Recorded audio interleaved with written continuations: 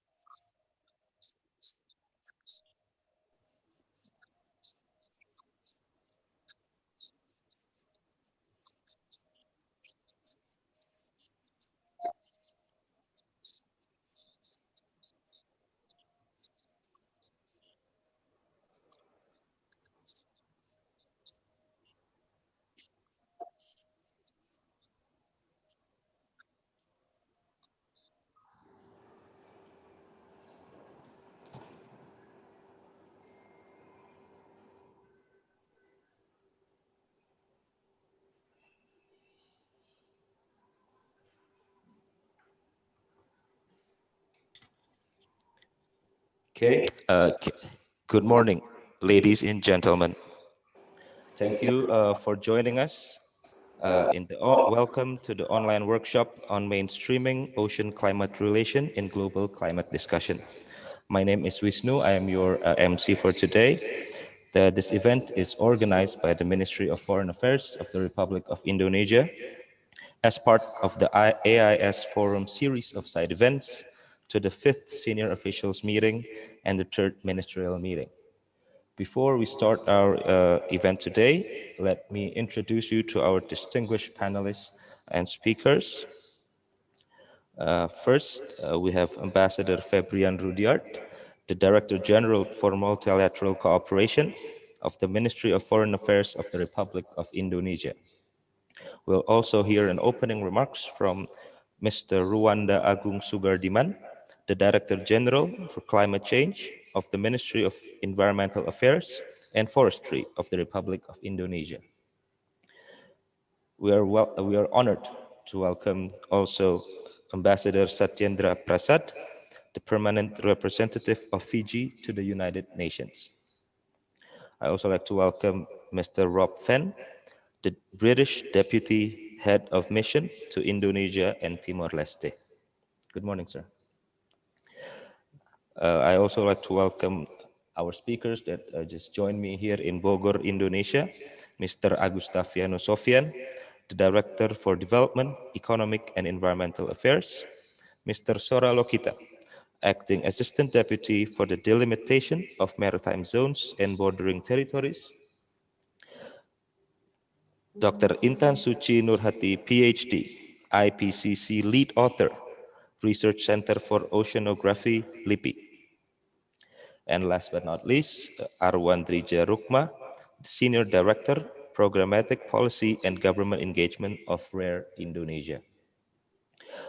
Ladies and gentlemen, thank you all for registering and for coming up to our event. To open today's discussion, I would like to invite Mr.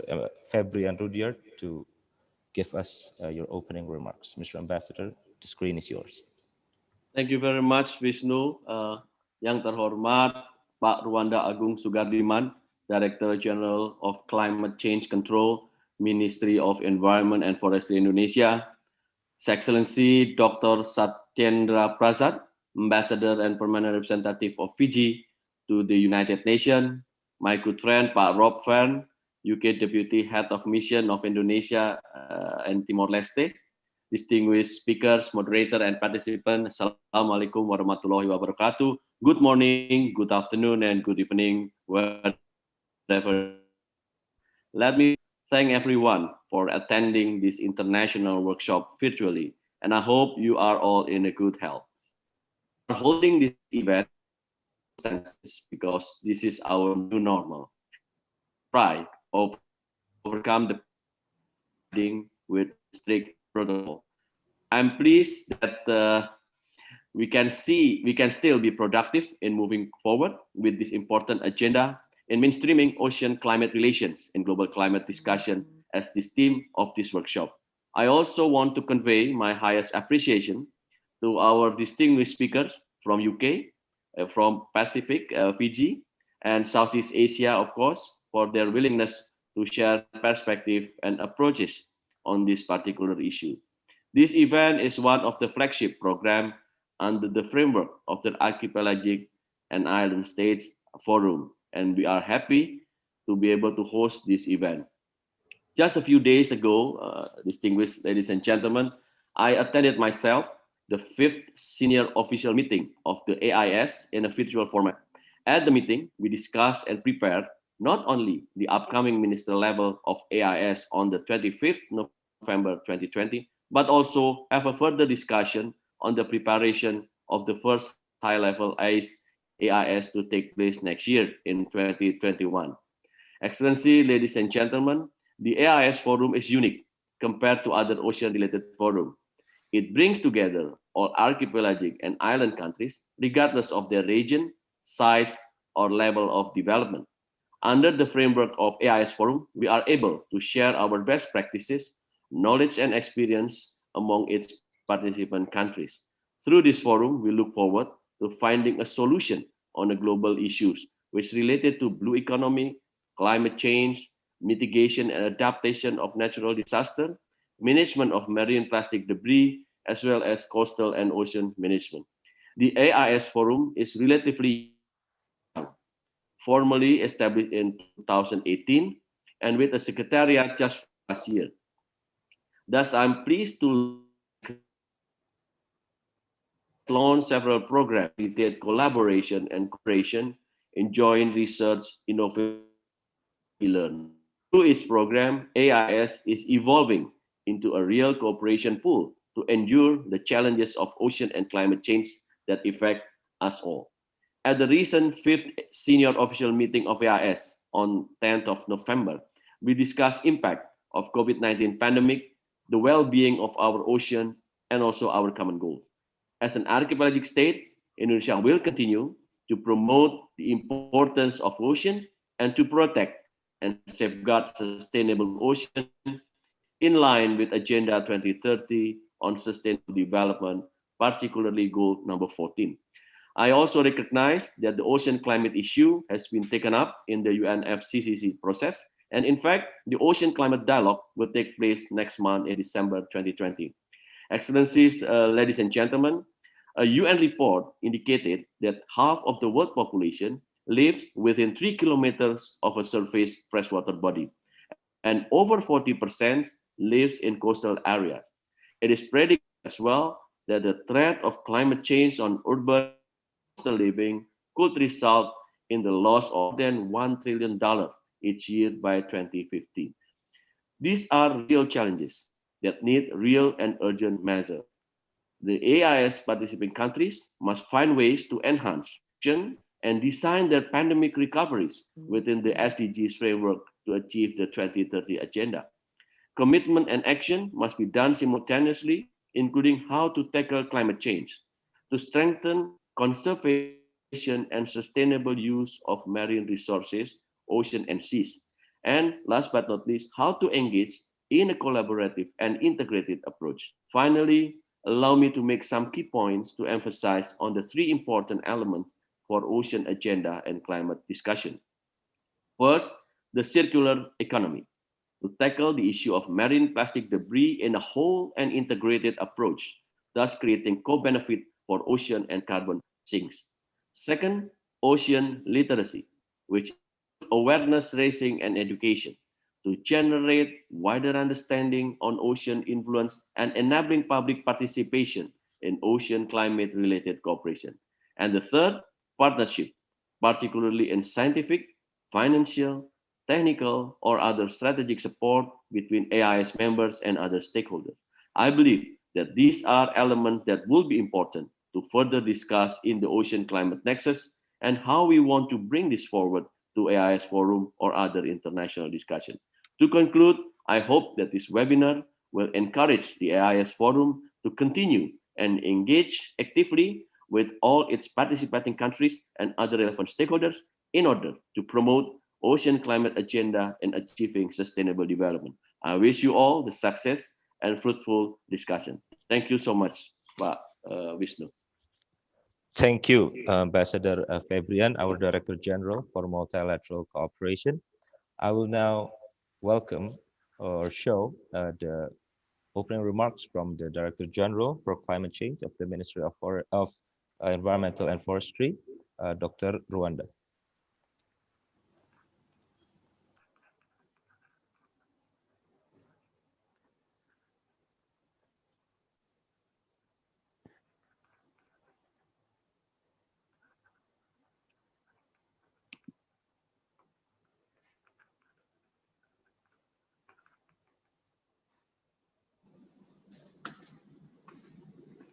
Assalamualaikum warahmatullahi wabarakatuh. Good morning, best wishes to all of us. Om Swastiastu, Namo Buddhaya, Salam Kebajikan. His Excellency Dr. John Merton, the Special Envoy of the United Kingdom Government for the COP26, His Excellency Ambassador Extraordinary and Plenipotentiary Permanent Representative of Fiji to the United Nations, my colleague Mr. Febrian Rudyard, Director General of Multilateral Cooperation, Ministry of Foreign Affairs, as well as Excellency Ambassador Yusra Khan. Distinguished guests, ladies and gentlemen, it is my pleasure of being here virtually with you today on the occasion of the online workshop on mainstreaming ocean climate relation in global climate discussion. I would like to express my sincere gratitude to our colleagues at the Ministry of Foreign Affairs for hosting this very important event. Distinguished guests, ladies and gentlemen, the identification of ocean as one of sources as being sink and reservoir of all greenhouse gas not controlled by the Montreal Protocol is clearly stated in the article for paragraph 1D of the United Nations Framework Convention of Climate Change, or UNFCCC, promote sustainable management and promote and cooperate in the conservation and enhance as appropriate of sink and a reservoir of all greenhouse gases not controlled by the Montreal Protocol, including biomass, forest, and ocean, as well as the other terrestrial, coastal, and marine ecosystem. It has been 28 years since the UNFCCC was promulgated in 1992, yet the discussion of ocean and climate has not been developed much compared to forest ecosystem. Later, the acknowledgement of the ocean as an integral part in the climate balance was also remarked by inclusion of ocean in the preamble of the Paris Agreement. Noting the importance of ensuring the integrity of all ecosystems, including ocean, and the protection of biodiversity recognized by some culture as a Mother Earth, and noting the importance for some of the concept of the climate justice when taking action to address climate change. The preamble of the Paris Agreement has reminded us that ocean ecosystem should also be taken into consideration when taking action to address climate change. We are all grateful for the publication of the IPCC Special Report on the Ocean and Cryosphere in the Changing Climate, CROCC, launched in the September 2019. The special report highlights observed change, projected change, and response associated with the climate impact on ocean and cryosphere, as well as further underline the urgent need for climate action. The scientific-based finding and projection have been laid down. Ladies and gentlemen, distinguished guests, Indonesia is the largest archipelagic country in the world, since more than 60% of the Indonesia's territory is covered by water. It is privilege of Indonesia for having abundant resources, including the waters.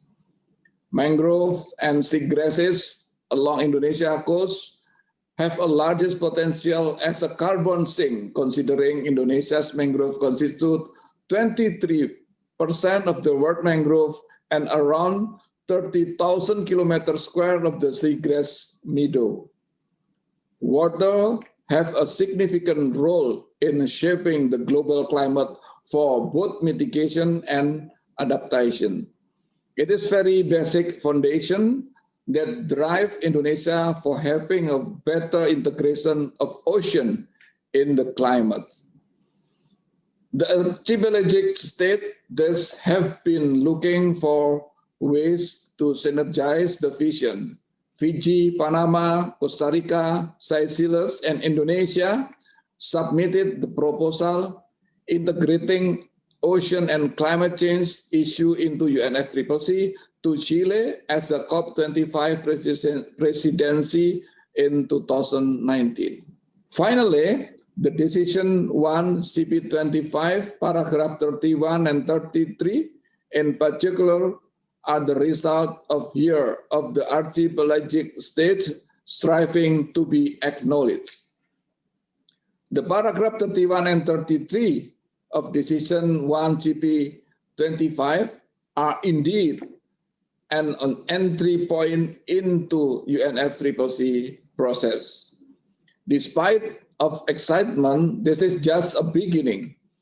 Proudly inform you that Indonesia has submitted our view on the dialogue on the ocean and climate change to UNFCCC Secretariat. Indonesia encouraged other archipelagic states to do so as to work together. If the paragraph 31 and 33 of Decision 1 CP25 is just a beginning, what are the next steps? The first thing first are to strengthen scientific research of ocean ecosystem, both in mitigation and adaptation climate change. Another thing is to exchange information, experience, challenges, and best practices in ocean-based adaptation and mitigation on, first, increasing coastal community resilience toward climate change impact. The second, enhancing ecosystem-based action through integrated coastal and ocean management. The third, preserving, enhancing natural resilience of coastal system to climate change.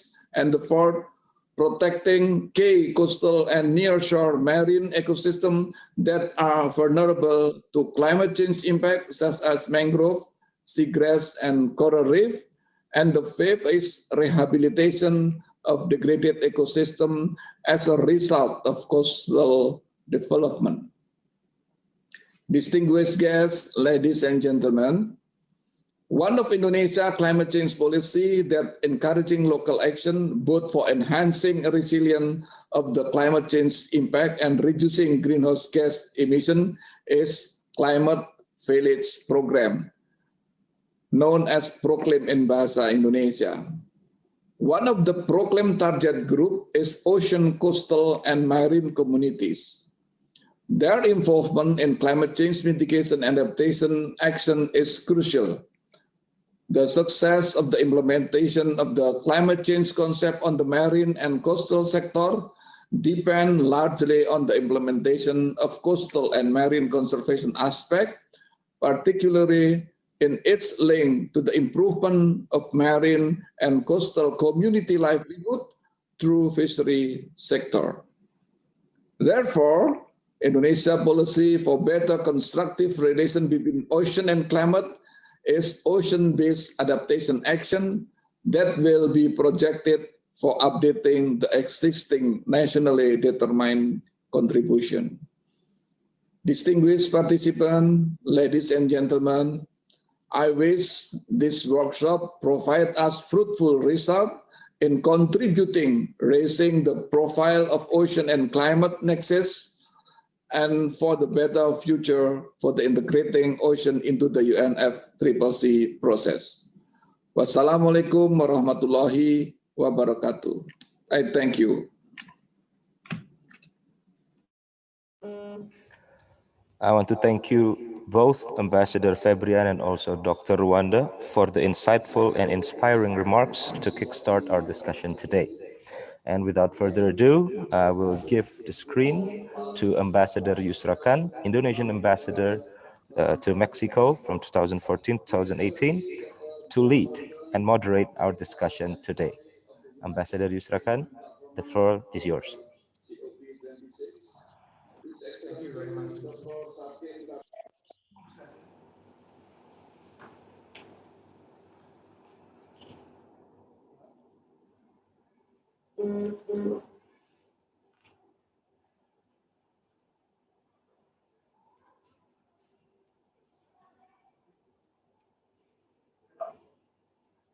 So thank you, Vishnu, that we have a little bit delay because of the technological challenge.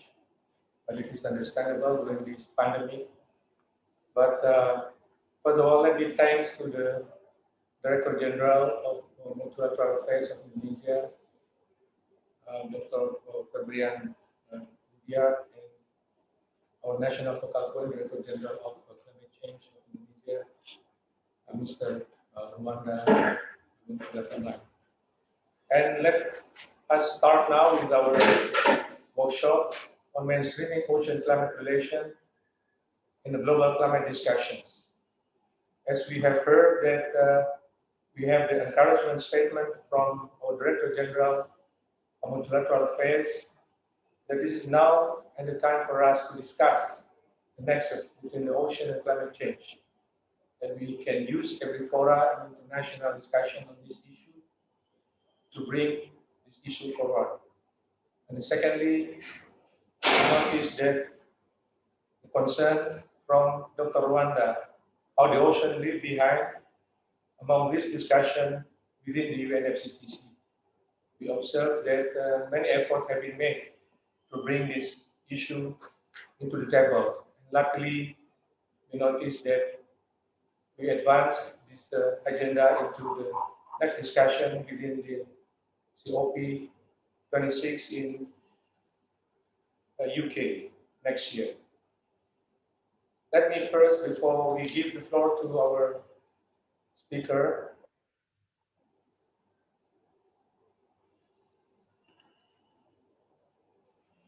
to give a little bit enlightenment about this issue that we are now coming into the UN Decade on Ocean Science for Sustainable Development. On the other hand, many things have happened in the ocean since the making of the UN IPCC report, SROD, being the chance in the level of science on carbon sink as one of the examples. Last October 15, the first call for action for the decade was launched and will be open until January 15, 2021. The timing of the climate change dialogue is clearly within the window of opportunity for us, individually or collectively, to present a decade program on the ocean climate nexus. It is indeed a great opportunity. May I recall that out of the 10 decade challenges included in the implementation plan, which is the challenge 5, raise enhanced understanding of the ocean climate nexus and generate knowledge and solutions to mitigate, adapt, and build resilience to the effect of climate change across all geographies and at all scale, and to improve services, including predictions for the ocean, climate, and weather. By saying that, I think that we start now our first presentation by Fiji United Nations Permanent Representative in the UN, New York.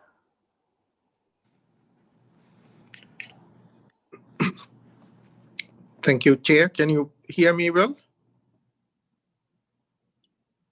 Thank you. Moderator and directors, ambassadors, ladies and gentlemen, thank you very much for inviting Fiji to make a few remarks to this perhaps one of the most important discussions after the financing part, I think, in the climate space. And good morning to all of you. Walaikum salam and Om Swasti Astu. Very special thanks for the very detailed briefings that the two directors have given and who have laid the groundwork, I think, very well. Needless to say, 70% of the Earth's surface are oceans.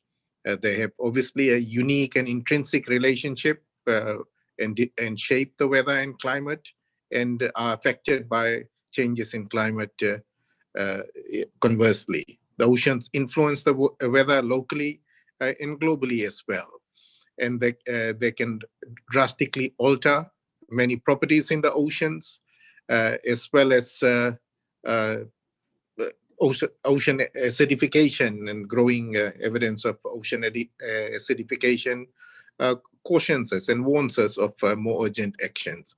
Studies after studies have indicated now that ocean-based renewable energy from sources such as fixed and floating wind, tidal current can also deliver substantial gains and perhaps deliver up to 5.4% of annual emissions reductions by 2050 and help us get to the 1.5 degree target anticipated by Paris. Economists are also paying far more attention to the economic weight of the oceans, which has been really underemphasized in national accounts, national economies, and in the global economy. The recent Intergovernmental Panel on Climate Change report estimates that climate-induced declines in ocean health will cost the global economy over $400 billion per year by 2050 at current trajectories, and nearly 2 trillion per year by 2100. Given the adverse impacts of that COVID-19 have had on all our economies, we cannot let this moment and this crisis pass without making deeper inroads into getting the climate and oceans nexus onto the table, and that it is not deflected by the attention that we all rightly are, of course, paying to COVID and social and economic recovery from COVID.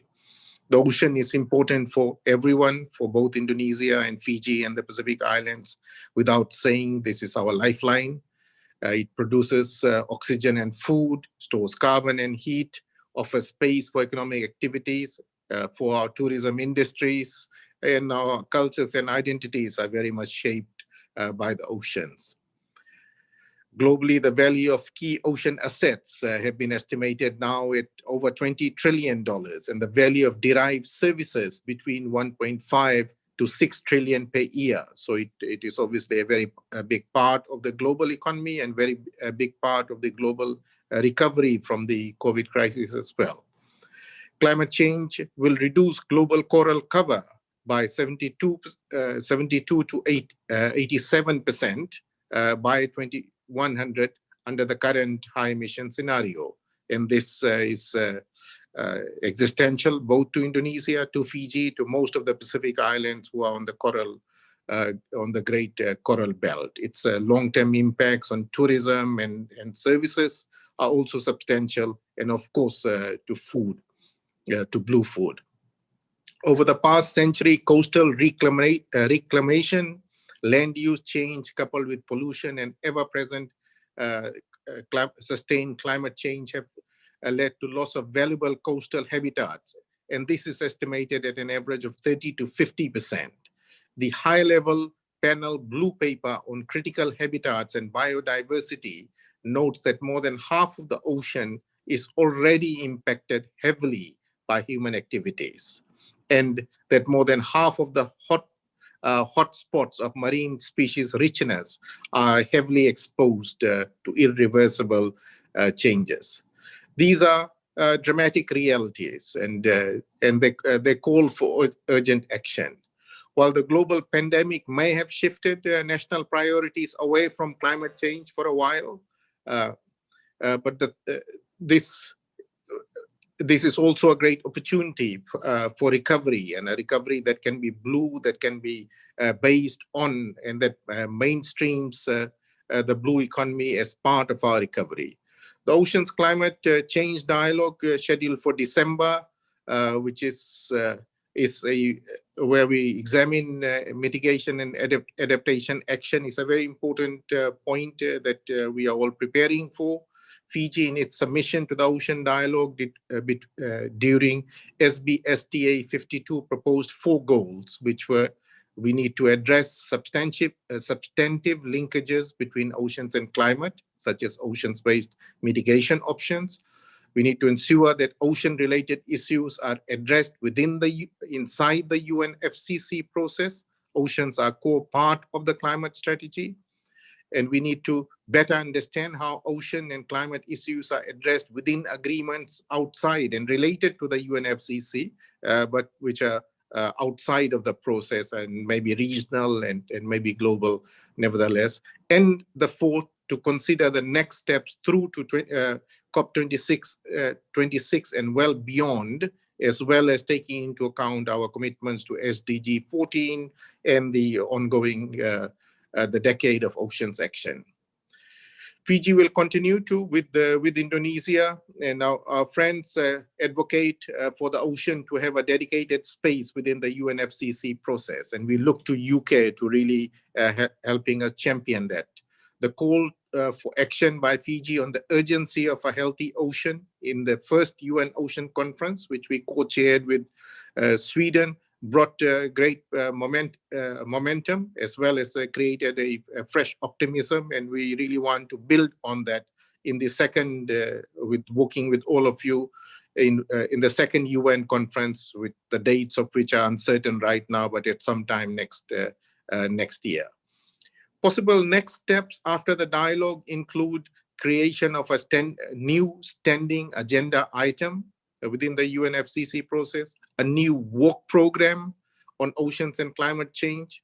It is also possible, we can raise the bar, that we have a new arrangement that is a recurring dialogue that is convened by the SBSTA chair, and that this dialogue takes stock of the changing status of the health and the functions and the services of the ocean in face of climate change, that takes stock of how ocean issues are being addressed across all the processes of UNFCCC, and that also helps us understand better the gaps that exist and helps us to reach out to parties through scientific reports, etc. Lastly, Fiji is doing everything in its capacity to increase resilience by focusing on oceans and its trial and its efforts on the both on domestic and regional fronts by inclusion of oceans in our nationally determined contributions, and we are really trying to raise the bar on that by blueing our economy as well as our economic recovery right now, and raising the regional ambition across the small Pacific Island developing states. Fiji also addresses increasing ocean resilience and sustainable use of ocean resources through its national adaptation plan, through its fisheries management plan, as well as its new oceans policy and possibly an oceans law down the line. The AIS forum this forum is an excellent platform for all of us to work together, to advocate, to emphasize mainstreaming of oceans and climate relations as we share our experiences and share our lessons as well. It is also a great platform for us to share our science, our understanding of oceans climate nexus and its impacts on ocean health, on ocean economy, and the different aspects are brought together. And this is a fantastic platform. Therefore, we should use very creatively, very innovatively. And this discussion that I'm taking part of, I'm very excited that we can do this. Our partnership with Indonesia on the Oceans Pathway has been a great journey, and we really welcome that. When we started talking about this in the preparations to COP25, and that we had, although it was not as ambitious as we wanted it to be, but there was a sense of a blue COP in Madrid, where oceans and climate nexus was firmly placed on the agenda, and we didn't have consensus as much as we wanted it to be, but certainly it is been part of the agenda. We hope to strengthen this partnership and work with you and participating in shaping our understanding of climate and oceans pathway within the UNFCCC in more granular ways, in more detailed ways, and as well as to work with you using this platform, but also our broader networks to expand our coalition and reach out to those countries who can join our coalition. We are really heartened by UK's presidency and UK's support to Fiji, which we are very grateful for already in our oceans and the blue economy space that is helping us prepare better as well as improving our science. And we really look for to a very ambitious COP26 in which oceans and climate nexus is elevated, and that we are able to walk away with some of the very concrete suggestions that you and we have put on the table. So I thank you very much, and I really look forward to the outcomes of this this workshop. Thank you very much, moderator. Ambassador Satyendra Prasad, Permanent Representative of Fiji to the United Nations in New York.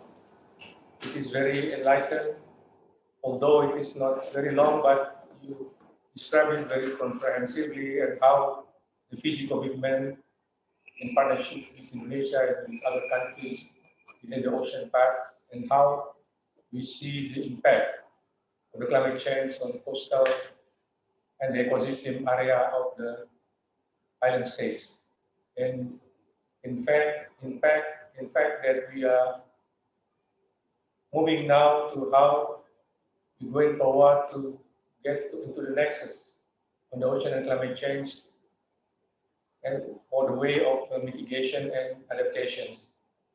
And we look forward to continue working with you indeed.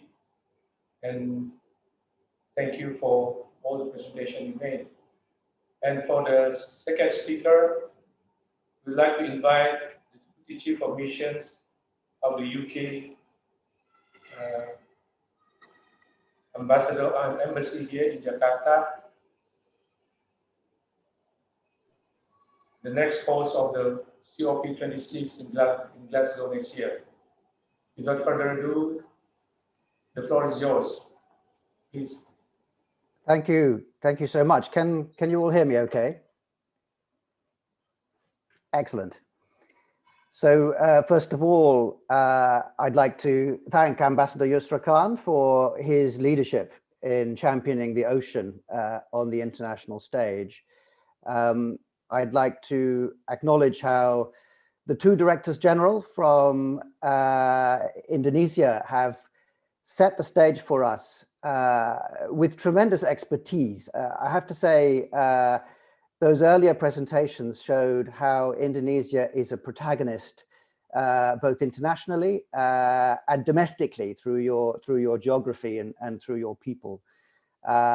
It's great to have the academic community there in Bogor showing us that Indonesia is a capital of science internationally, and that Indonesia's influence on the world is backed by strong science. And then to be preceded in my remarks by a permanent representative at the United Nations, the pinnacle of any diplomatic career, and from such a good friend of the UK, namely Fiji, I feel very well. I feel very well introduced. I'd like to stress that my remarks will be connected with COP20. We will try to blend these with oceans, the AIS themes, and the issues that have been the center of this event. The UK takes its COP26 responsibilities very seriously indeed. We do it for our international reputation. We do it for our own children. And we do it for improving our own economy, as we all understand how low carbon development is not only a better and more sustainable route to growth and jobs and prosperity, it is also a faster one. I would like to highlight how we are keen to work together with you all on these important topics. The UK has been an interested participant in the AIS Forum since its inception, particularly given our strong links with its members and as maritime nations. I would particularly like to thank the government of Indonesia for convening and leading the AIS Forum. Before jumping into COP26, I'd like to reflect on the year of opportunity ahead. And as I do so, I feel I'm very much speaking for Dr. John Merton, our climate envoy. He couldn't be here today just because of the time zone difference. But please think of him as with you. He regards Indonesia as very much a key interlocutor for him and his agenda. He has been physically to Jakarta very recently, just before the pandemic, and he has had a long virtual visit to Jakarta during the pandemic. So John is kind of with us in spirit. We are calling the next 12 months the super year of nature for climate change, for biodiversity, and for the ocean. We have an extremely busy calendar of rescheduled international meetings that are central to taking action to protect the ocean's health and resilience, not just at COP26, but also our G7 presidency and wider opportunities.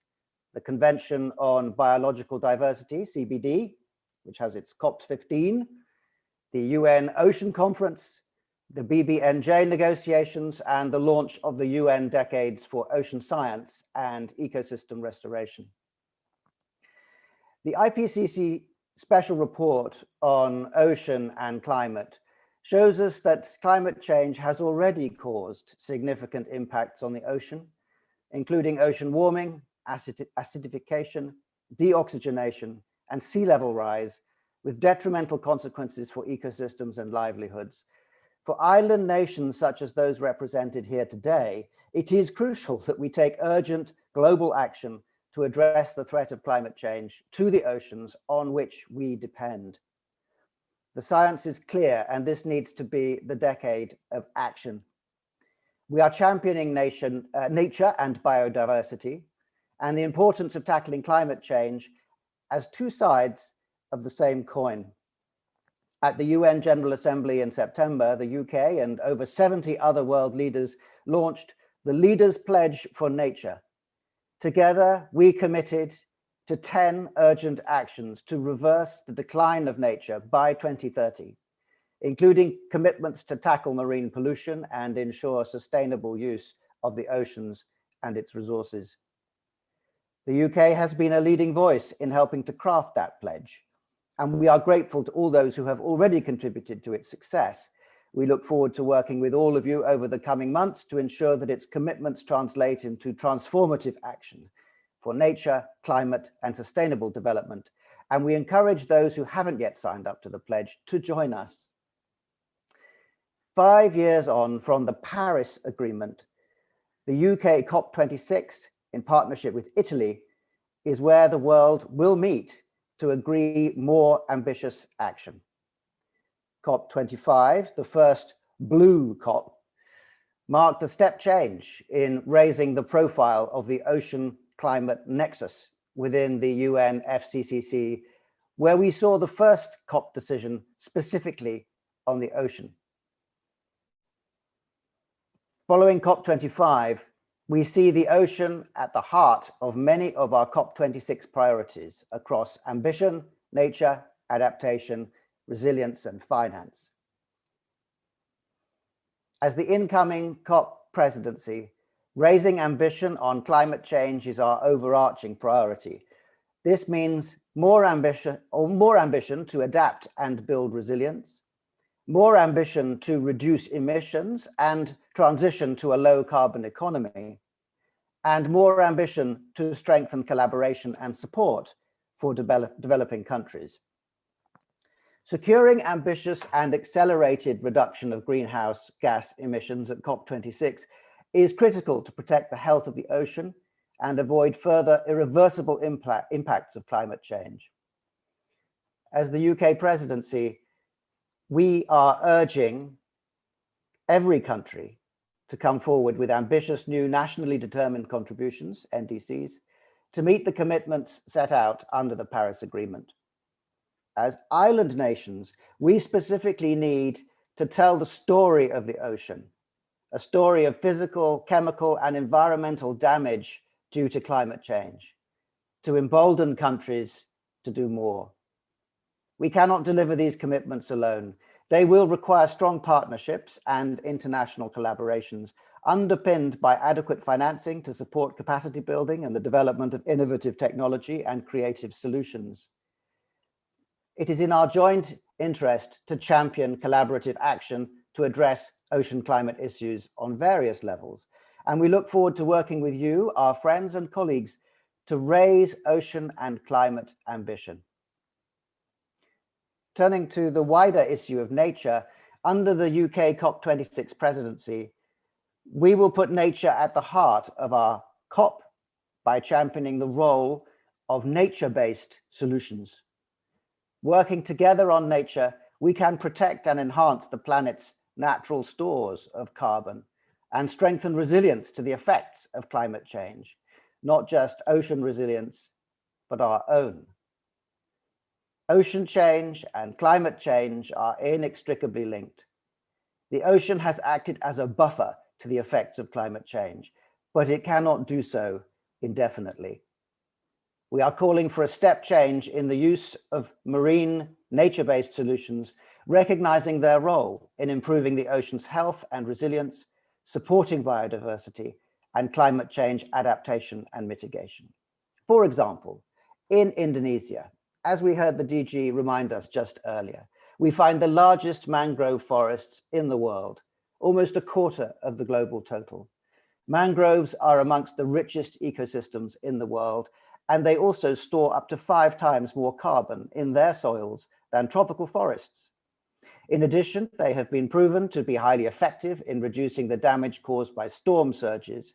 They are the perfect example of how marine solutions bring gains for mitigation, adaptation, and biodiversity all at the same time. We are championing an ambitious new post-2020 global biodiversity framework at the CBD COP15. This will provide the key targets and goals for biodiversity conservation over the next decade to ensure the ocean continues to deliver benefits to biodiversity, climate, and livelihoods for a more resilient future. We are leading the Global Ocean Alliance of countries advocating for a new target to protect at least 30% of the global ocean in marine protected areas by 2030, the so-called 30 by 30 target. The UK has committed to establishing a £500 million Blue Planet Fund, financed from our official development assistance budget, to help eligible countries protect their marine resources from key human-generated threats, including climate change and habitat loss. And under the COP26 presidency, we are committed to ensuring that the best available science and evidence is used to plan for the future, both the challenges and the solutions. The 2021 to 2030 UN decades of ocean science for sustainable development and of ecosystem restoration are a critical part of this, and we will work with the UN decades, driving forward science for solutions and actions. We ask you, our partners, to help us build the links between the climate, biodiversity, and people, including through the UNFCCC and CBD conventions, ensuring that action on all three is mutually supportive and is underpinned by good governance at all levels. And lastly, on the impending ocean climate dialogue, we are immensely encouraged by the level of engagement with the Ocean Climate Dialogue due to take place in early December, with nearly 50 submissions from parties and non-parties, especially recognizing the challenging times many of us are still going through.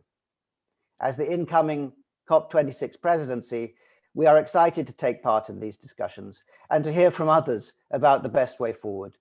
It is our joint interest to champion collaborative action to address ocean climate issues on various levels. I want to end by underscoring the importance of collaboration in delivering success in the coming year and to provide a legacy for action in the critical decade to follow. Our door is always open for further engagement on the dialogue and more broadly on how we can raise the profile and the momentum on ocean climate issues over this super year into COP26 and the legacy thereafter, including through the UN Decade of Ocean Science for Sustainable Development and beyond.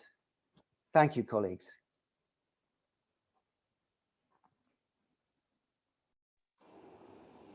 Information that you delivered to us, that we now understand that how serious that preparation is going on in the UK for the next COP26, and we see that how all of the aspects now ambitiously have been integrated into the possible outcome of the next COP26. And we admire actually that you already also prepared some contribution in form of funds, to have the process speed up. And we appreciate indeed how we build our cooperation, begin with the AIS, particularly Island States Forum, and actually also within the UNFCCC process, in particular toward the Nexus Ocean and Climate Change discussion ahead. We have a high hope indeed to the UK as we strive along the way to bring this issue into the COP, that the next COP26, that we can bring forward not only the discussion or the dialogue, but also we can adopt new agenda on the nexus of the ocean and climate change. These are the very optimum form that we can have achieved together. Of course, it cannot be done without the cooperation of all countries that have interest in this ocean and climate change nexus. Thank you so much for the very robust statement you made. And now we pass the floor to Mr. Agustafiano Sofian, Director of Development, Economic and Environmental Affairs. The floor is yours. Thank you, Ambassador Yusra Khan, as moderator. This is a truly honor for me to be part in this webinar with distinguished panelists together with me here and also online. And I'd like to also recognize the remarks made by the Director General for Multilateral Cooperation, Ambassador Fabian, and also Dr. Rwanda, Director General for Climate Change Control from the Ministry of Environment and Forestry. I think their remarks have given us a very good background to our discussions, and also the presentation made by the permanent representative of Fiji, Ambassador of Fiji in New York, and also from Mr. Rob Fenn, also gave a nice, very overview and the preparation that we are coming to 2021. I have a short presentation that I want to share with all of you in this occasion. Can we have the first slide, please? Okay. I think there's no more questions, no doubt that the ocean is an integral part of Indonesia. This was clearly stated by previous speakers. And for Indonesians, I guess for when we were, in schools, when we were young, we were taught a song called Nenek Moyangku Seorang Pelaut, which basically means my ancestors is a seaman. So that's why issues of oceans have always been very dear to Indonesia. And Indonesia has consistently advocates the important role of oceans in various international fora. I think all the previous speakers have mentioned this, and the potentials of ocean is, if managed and developed sustainably, certainly this will be benefit to the whole international community. And again, Indonesia has actively in numerous oceans-related forums. We were host for the World Ocean Conference in 2009. Also, our Ocean Conference is 2018. And also now in this framework that we are having in this webinar, this is one of the flagship of the Archipelagic and Island States of Forum that we are heading to the next ministerial level meeting of ICE Forum on the 25th of November. So, so Indonesia will continue this role in playing significant active on issues related to oceans. Next slide, please. As I mentioned, this is initiated by Indonesia in 2018, and we have here as one of our panelists, Mr. Oki. Of course, he will further from the Ministry of Coordinating Ministry of Maritime and Investment. He will elaborate further. But this is an initiative that Indonesia truly believes, and certainly this is an initiative that can play a role in trying to move forward with the oceans and climate issues. Next slide, please. As mentioned earlier, that in the AIS Forum, or the Archipelagic and Island States Forum, it has the four focus: climate change, mitigation, and adaptation. Certainly, we have to see a balance between mitigation and adaptation, and also the blue economy and tourism, and the marine plastic debris, and fourth, the good maritime governance. Certainly, all of these focus, they interlink between each other, and the AIS Forum will certainly move forward with these. Next slide, please.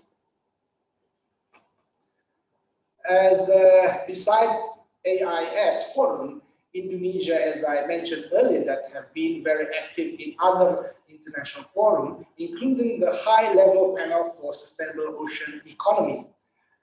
which this panel aims to build a momentum towards a sustainable oceans economy with other 30 heads of states, including my president, Mr. Joko Widodo. And very soon, the high-level panel for sustainable ocean economy will launch a document called the Transformation for Sustainable Oceans Economy, a vision for protection and production and prosperity. So this document basically covers a whole range of issues that has been prepared since a couple of years ago. Since last year, the document was finalized with 15 or 16 blue papers, as they call it. So these 16 blue document papers have been then merged into one document called the transformation document, and it will be launched on the 3rd of December this year, in a couple of weeks' time, by the heads of states of the high-level panel for sustainable oceans economy. Okay, next slide, please. And also, as mentioned earlier by the other speakers, that during the last COP UNFCCC in Madrid, myself and also Ambassador Yusra Khan, we were there in Madrid, Indonesia, together along with the Friends of the Oceans. We put forward the ocean climate change narrative that it needs to be discussed further. And I'm happy also that there is already almost 50 submissions from parties and non-parties for this issue. And very soon, also in December, I believe there will be this dialogue which the COP25 have requested. And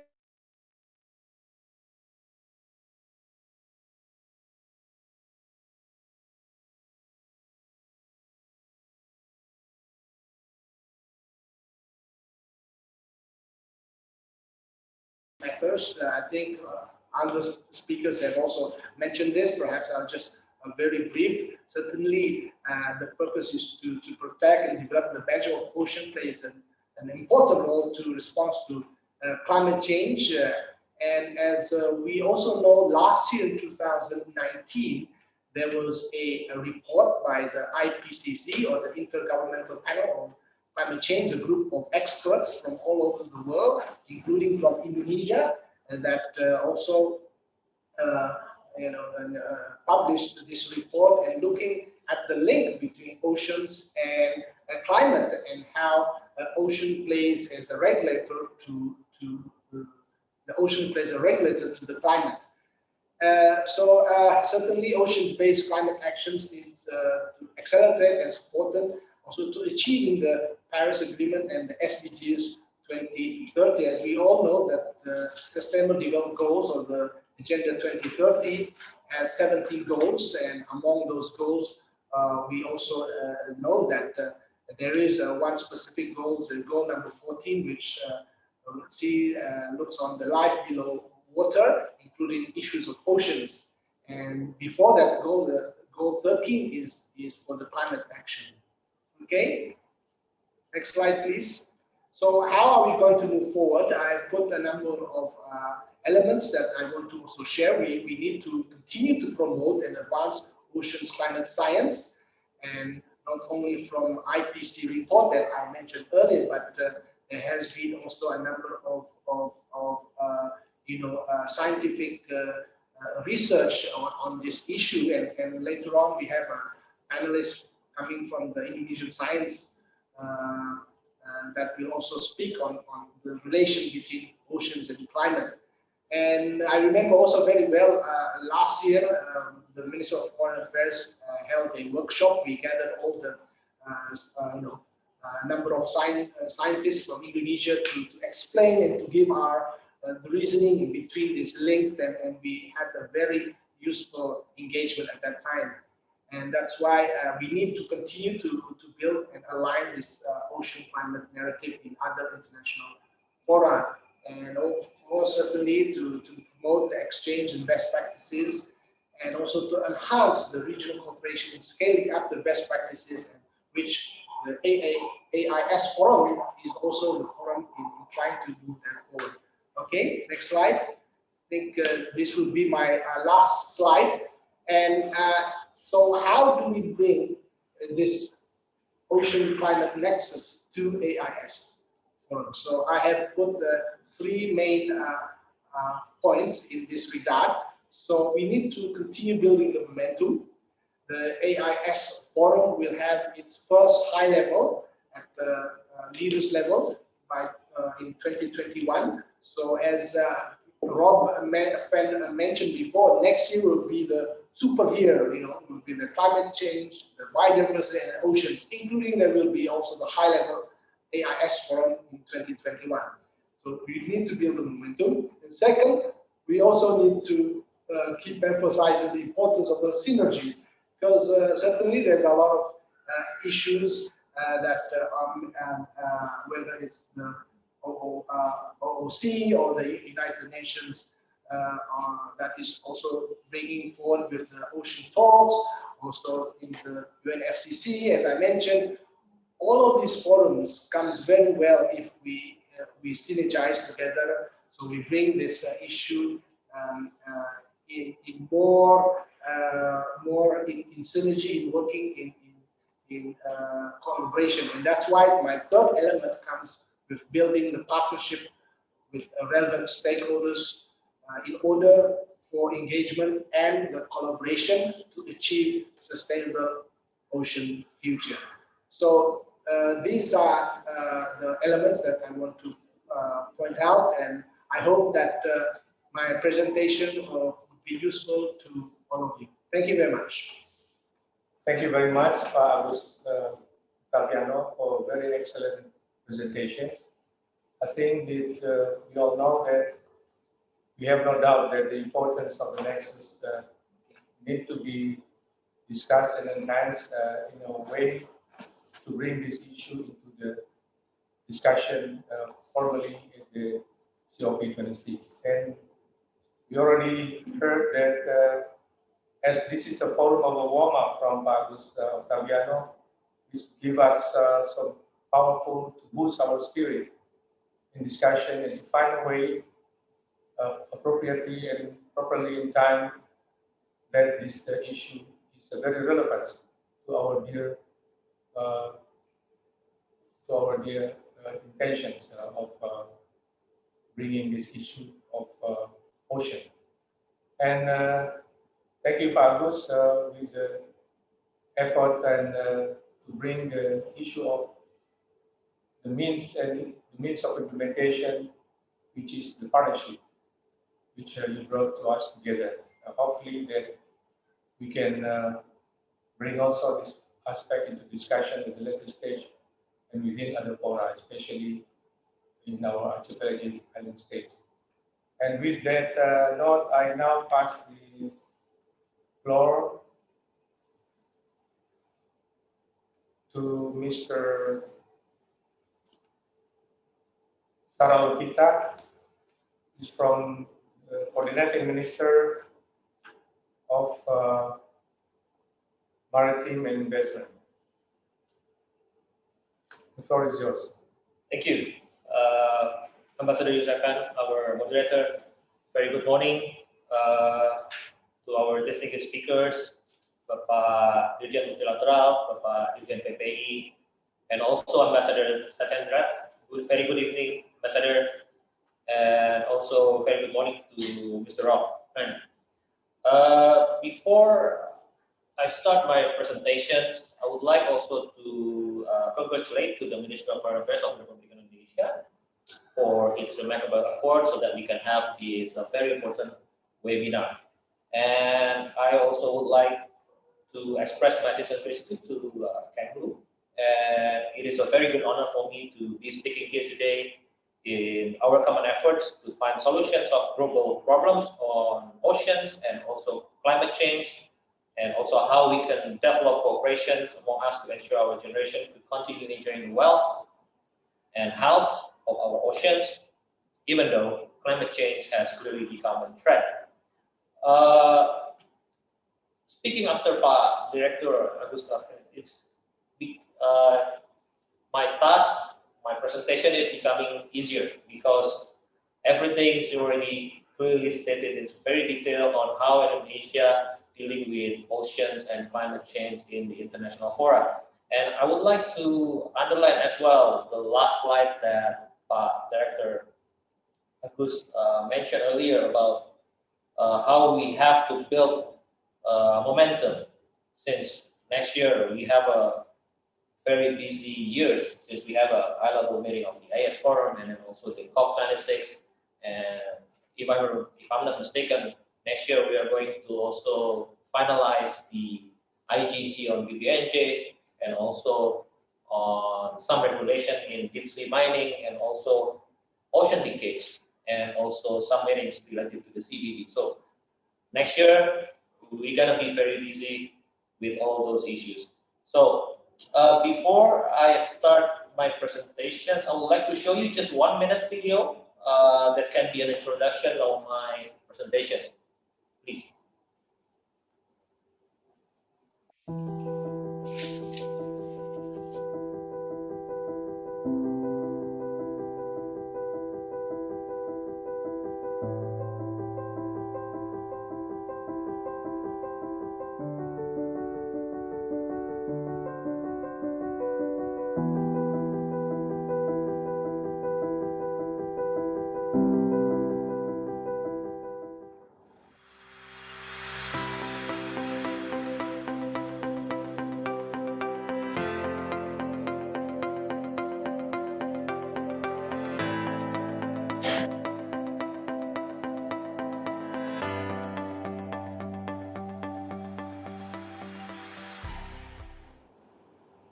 Yes. So the video was prepared in 2018. It was screened during the first AIS Forum ministerial meeting. So the 1 minute video was aimed just to show that we have a common challenges, that is climate change and also oceans. So from that, Excellencies, ladies and gentlemen, next slide, please. I would like to start with the fact of Indonesia, which already highlighted clearly by Pak Dirjen Multilateral and also Pak Dirjen PPI, also from the previous speaker Pak Dirjen Agus. Why Indonesia always think that oceans and climate change is a very important issue for us? So basically, Indonesia is known as the largest archipelagic state in the world, with more than 17,000 islands and 6 million kilometers squares of waters. Indonesia is also strategically positioned between two great oceans, the Pacific and also the Indian Oceans, and two great continents, the Asian and also the Australian continents. Global trading, cultural exchanges, religious influences have been the signatures of Indonesian culture and history since years before Christ, as Indonesian waters become a gateway of traveling navigators, traders, and religious leaders. At present time, to be part of the global maritime strategy, Indonesia has been putting its best efforts to get involved in many aspects of ocean issues. So including consistently active in implementing its comprehensive maritime diplomacy and also developing its blue economy. These efforts are conducted by also having all stakeholders on board and in line with programs set out by the Indonesian government in its first ever national ocean policy that was launched in 2017. Next slide. So Indonesia is an archipelagic state where its ocean and seas constitute 2/3 of its territory, are facing common social, economic, and environmental challenges. These include low connectivity, food security, and sustainable fisheries, marine pollution, susceptibility of natural disaster, and high vulnerability to the impacts of climate change, especially the risks associated with rising ambient temperature and sea level. We believe that those challenges are also faced by our fellow island and archipelagic states. Those challenges may occur in any combinations. Ambassador Secretary already elaborated on in detail earlier during his remarks on how climate change impacts to our oceans. Next slide. For example, some population in Indonesia face threats coming from rising sea level. These threaten critical infrastructure, livelihoods, health, and economic stability. With widespread inundation and property damage, in the month, for example, 11 bridges have been destroyed, more than 300 houses drowned, and 2 villages are displaced because of the rising sea level. In other areas, such as northern area of Jakarta, the capital city of Indonesia, 2 million people are directly affected with never-ending sea flooding. In fact, in some other area in Semarang, for example, up to 4,234 hectares area also vulnerable from sea flooding. The same situation, I believe, also faced by many more areas in Indonesia. Next slide. Indonesia believes that those problems also occur in many other archipelagic and island states. Even some area in the US also experience the same problem, as you can see from the picture. Next slide. The Office of High Representative for the Least Developed Countries, Landlocked Developing Countries, and Small Island Developing Countries published a report stating that almost 30% of entire populations like 5 meters or less above sea level in small island developing states, as already also mentioned by the permanent representative of Fiji in New York. Natural disasters such as cyclones and tsunami also cause immense per capita damage to small island developing states. And the pictures before us show how tsunami damaged some areas in the Indian Ocean and East Japan. We believe that the same catastrophe can happen anywhere in island states. Next slide. So, a global initiative to unite archipelagic and island states has just started these 3 years through AIS Forum. Archipelagic and island nations could benefit from the creations of this forum, since a group of similar to G20 for industrials and emerging economies or East Asia summits. There is a great diversity among members of G20 or AIS in terms of culture, size, economic development, and natural resource endowment, to name a few factors. However, they are bound by some factors that link them together and face many of the same problems and obstacles. Each of those organizations allow member states to share insights and information with one another in order to tackle the problem together.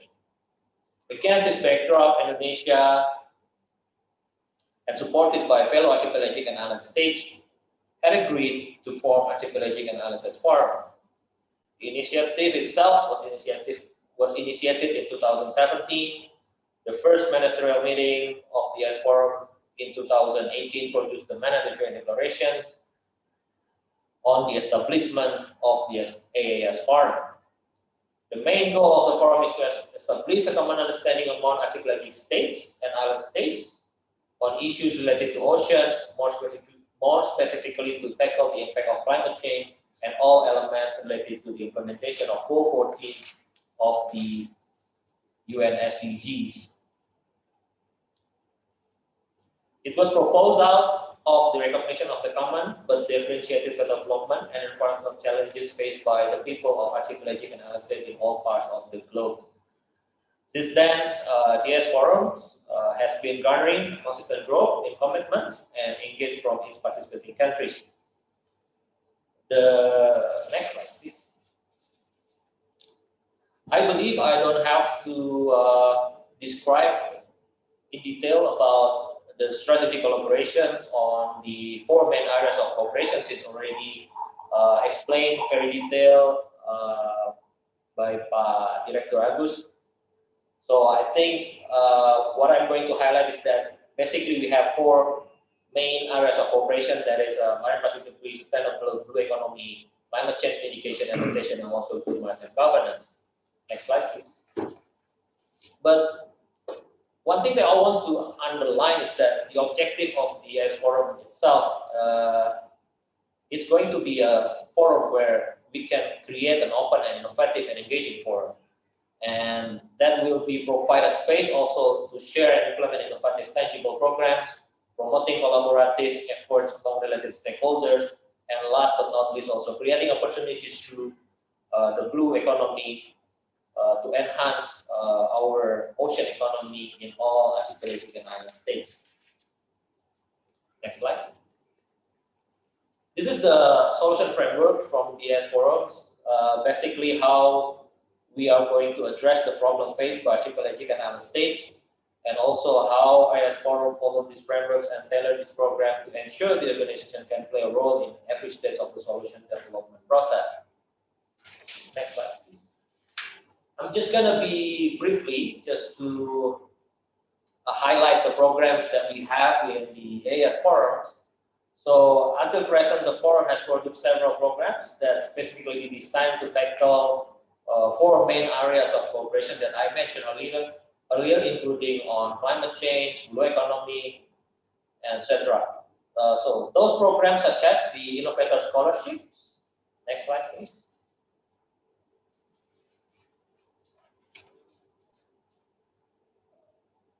Joint research, and then blue financing framework, and also the smart innovative solutions. Next slide.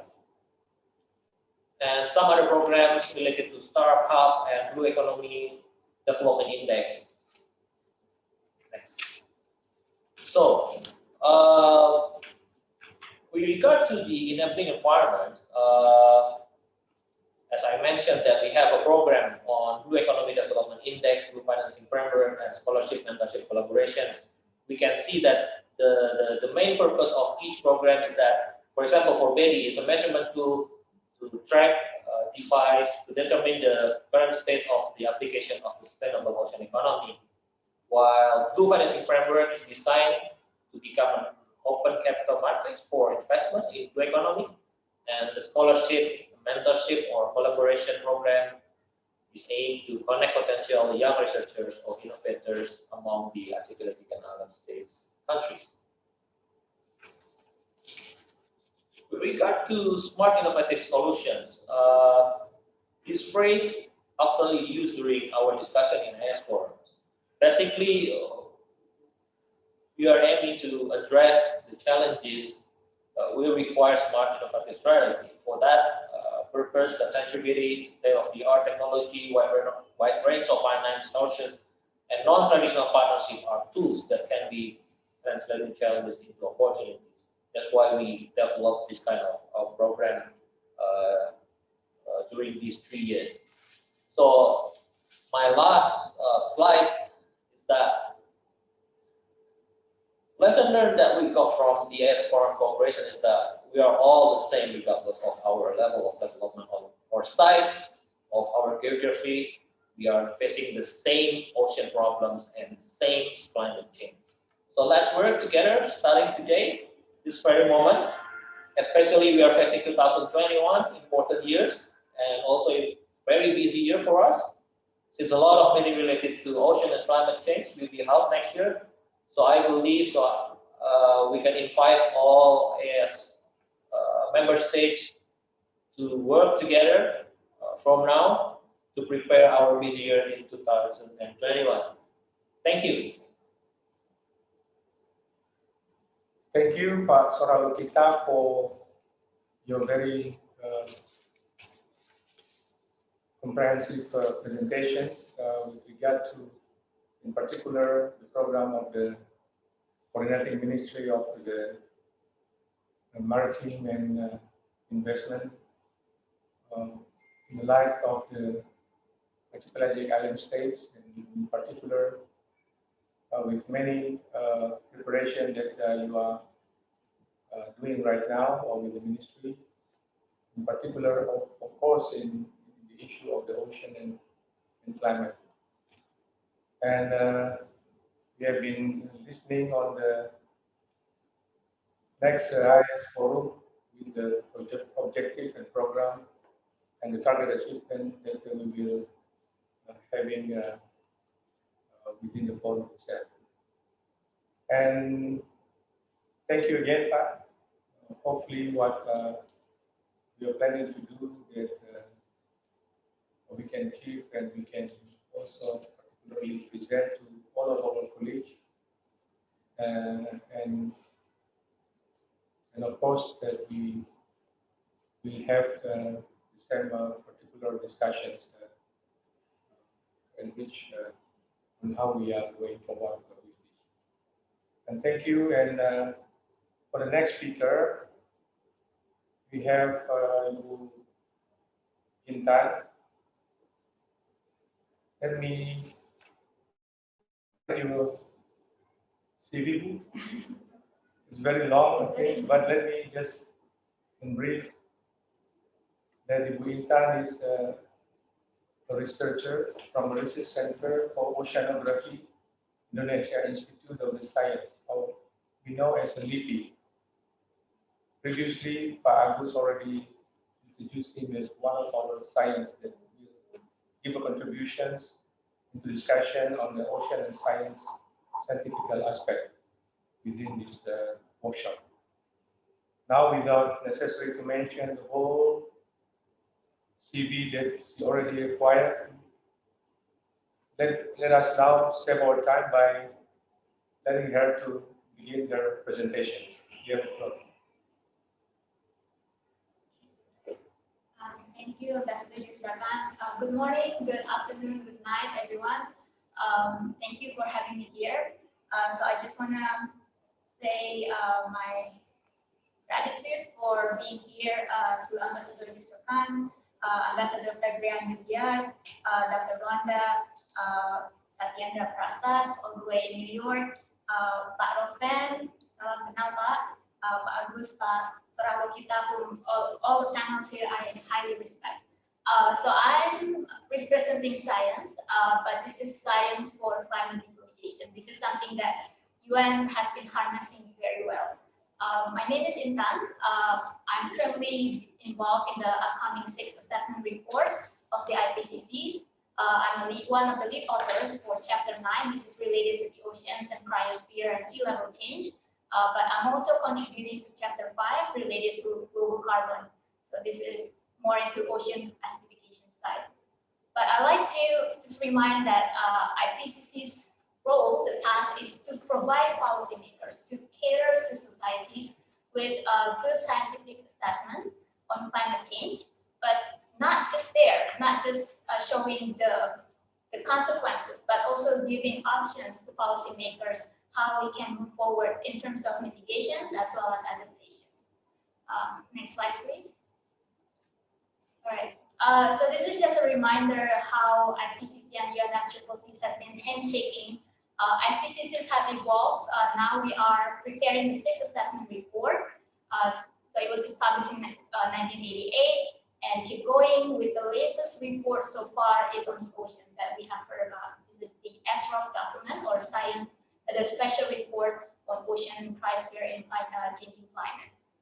But something that I really want to highlight is the handshake between scientists and policymakers and climate negotiator, how the IPCC report has provided and moved with strong, very important milestone in climate negotiations, such as the establishment of UNFCCC itself, the Kyoto Protocol, and the Paris Agreement that we need to speak forward. All right, next slide. So this is the report that we've been hearing about, the SROC. So this is a report that combines oceans and cryosphere. Cryosphere is anything frozen, basically like snow cover, glacier, ice sheets, because the interaction between ocean and cryosphere is very important to issues such as climate change. Now, these are the chapters that are in the SROC document. So we talk about high mountains area, polar regions that have cryosphere, but also sea level rise, changing of our oceans, and extremes that will come with all this change. Next slide, please. So I know we heard a lot of scientific evidence from previous speakers. They are dead on correct, but I guess I want to use this opportunity to consolidate our knowledge using the SROC documents. What are the main points?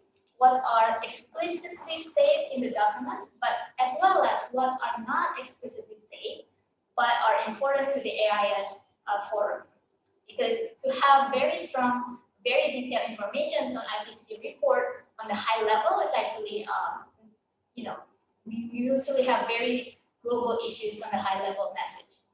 So first thing on sea level, we know, we heard this so many times, has been rising. But what I also want to highlight that it is accelerating. It's rising at a faster pace.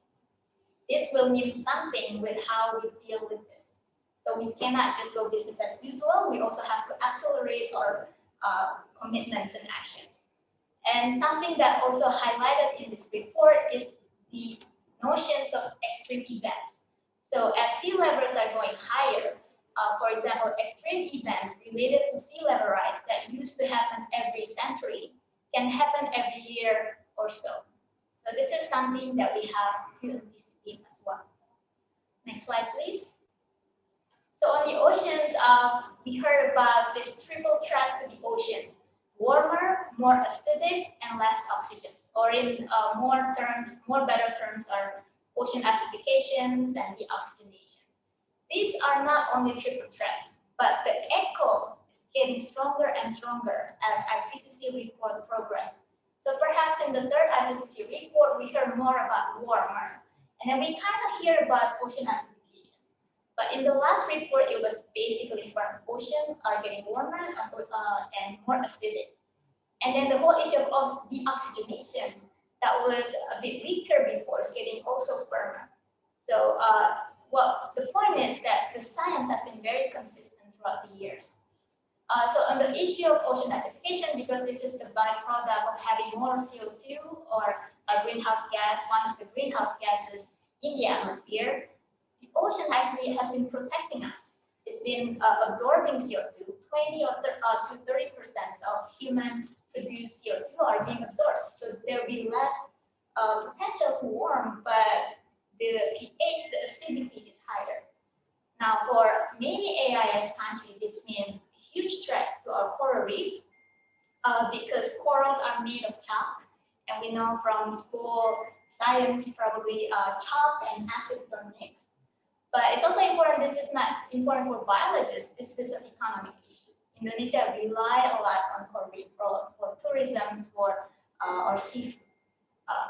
And also the oxygen minimum zones are expanding, most notably in tropical oceans. So this is the issues on the triple threats for the oceans. Next slide, please. And if we compile the ocean ecosystems that are there, both in the tropics and extratropical areas, these are the list of them, and based on how vulnerable they are. So on the left side, we have warm water corals. They are already under threat for many years, many decades perhaps. And then the next in line is kelp forest. In Indonesia, we don't have kelp forest, but in the UK, Pak Robben probably more concerned with that too. And then seagrass, we have that. And then the next thing with Indonesia is actually mangrove. So it's interesting, I guess, from Indonesian perspective, we have corals, seagrass, and mangrove. But they are very different. We have to protect, I would say, we have to protect our coral first, and also protecting our seagrass, while mangrove, in this case, a lot tougher. So this is how we can set our priority, how science can influence policymakers. Next slide, please. Now, we also have seen projections of reduced fish catch.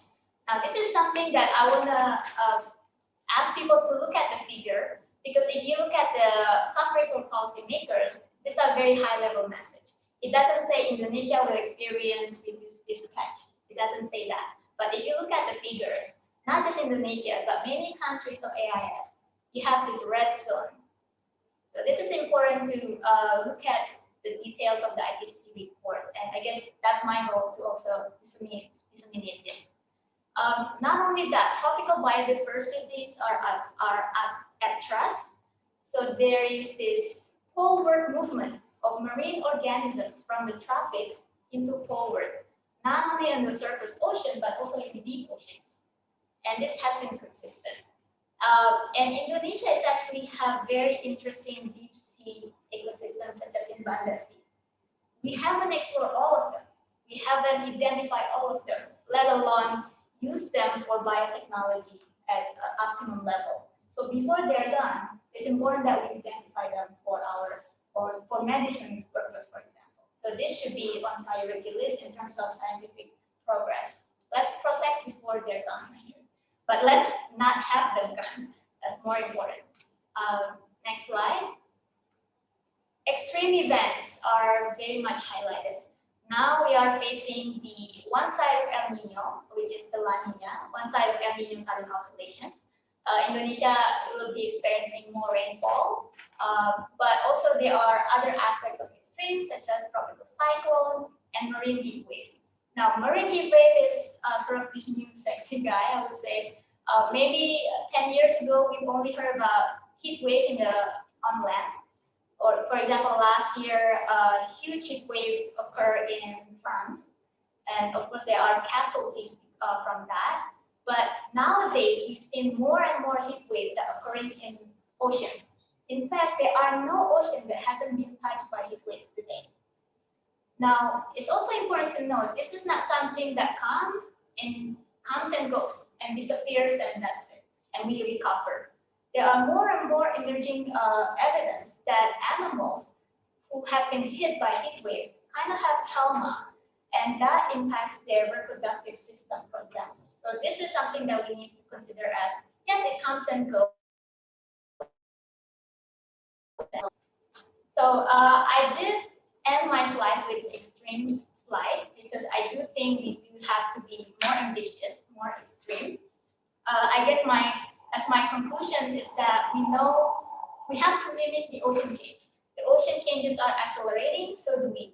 We have to, I think Pak Agus said something, this expressions of nenek moyangku orang pelaut, right? I want to add another expression, which is sekali dayung, dua pulau terus lampaui. So it's with one row, we should pass not only one island, but 2 islands, or maybe 3. And this is the role of co-benefit. Pak Ruanda mentioned about ProClean program. This are adaptation-focused program, but we need to use it as mitigation tools.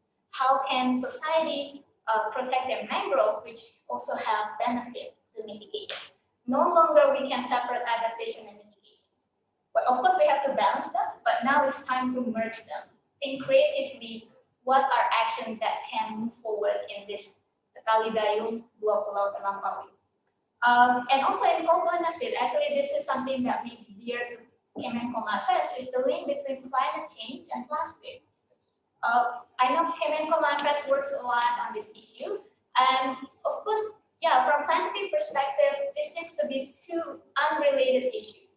But if you look at plastic issue from a more holistic view, from production to even to recycling, to being just exist in the environment, those are carbon intensive process. Those, even if it is not regulated, it is not recycled, then it can emit greenhouse gas, because plastics are basically made of greenhouse gas. So this is something that we need to think more creatively, more interdisciplinary.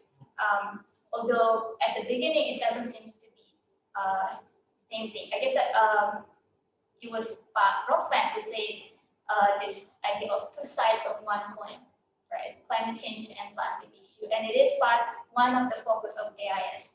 I want to learn from the pandemic. Pandemic and global change are both global crisis. Something that we learn is we have to listen to scientists, and early action saves life. Early action saves life, and we need to really put on these issues. And there is no excuse in terms of pandemic and mitigations, because the UN has released a report in September. It's called the United in Science. It was produced by WMO. IPCC is involved in that, showing that even during the pandemic in April in 2020, there's only 4 to 7% of decreased greenhouse gas compared to 2019. So it was only a dent, it wasn't a sustained thing. So this whole argument that, okay, we are having a pandemic, can we loosen up? No, we have to keep the momentum going. And yes, I guess lastly, I really praise the cooperation. Let's keep working together. Yes, we are starting the UN of Decade of Science, but as a scientist, I just want to highlight this is not a decade for scientists. This is a decade of science we need for ocean that we want. With that, I'll conclude my presentation. Thank you. Thank you very much, Bu Intan, for your very comprehensive and excellent presentation. And it's always very interesting to hear when scientists making a presentation.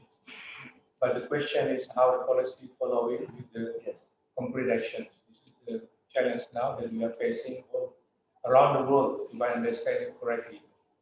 And this is also the challenge for us to discuss this matter up to the COP26, and how we bring this issue that have been enshrined by the report of the straw and explained very clearly by one of the co-authors of the Article 9 of the 5th, which is in my right-hand side, to be done in a very proportional way.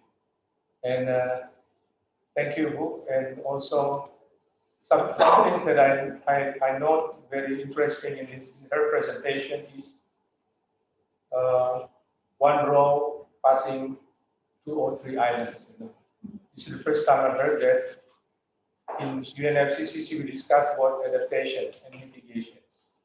And now, she tried to make a breakthrough by offering us, why not we do at the same time, while doing the adaptation, and then we can overcome the issue of mitigations on the same issue that we are focusing, highlighting on the aspect of the importance of one of the very pertinent high sea in Indonesia, called is Panda Sea, the deep sea of Indonesia.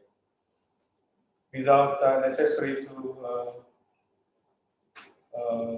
comment on her very strong presentations today, let us let it into our discussions.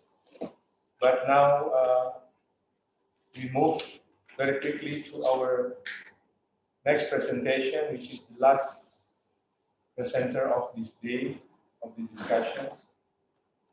To conclude our presentation today. The presentation will be made by Pak Arwan Dirja. Pak Arwan Dirja is from RARE. And I can read you the 5 pages of his CV, but I don't think this is necessary, but he's the one and the only expert on the many issues relating to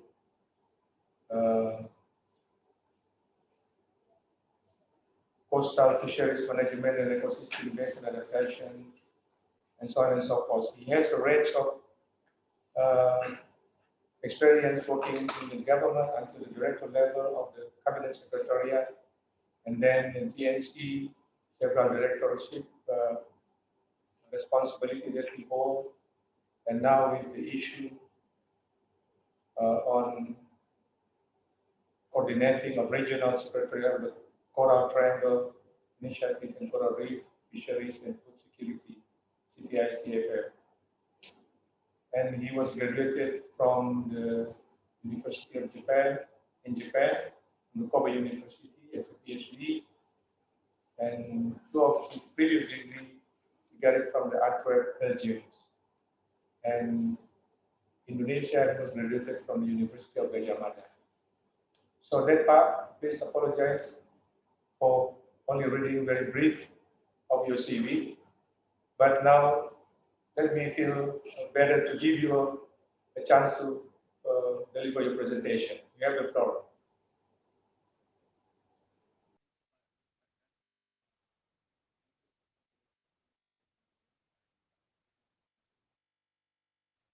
Hear you.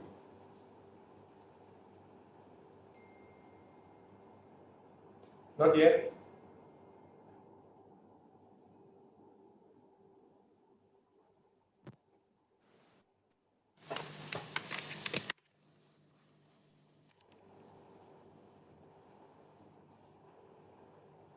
Can you hear me, Pak Yusra? Yes, very good. Okay. Thank you. I don't want to waste my time because, as you mentioned, Pak Yusra, that I need to make very brief presentations. So let me fulfill that expectation by really relying on slides. Yeah.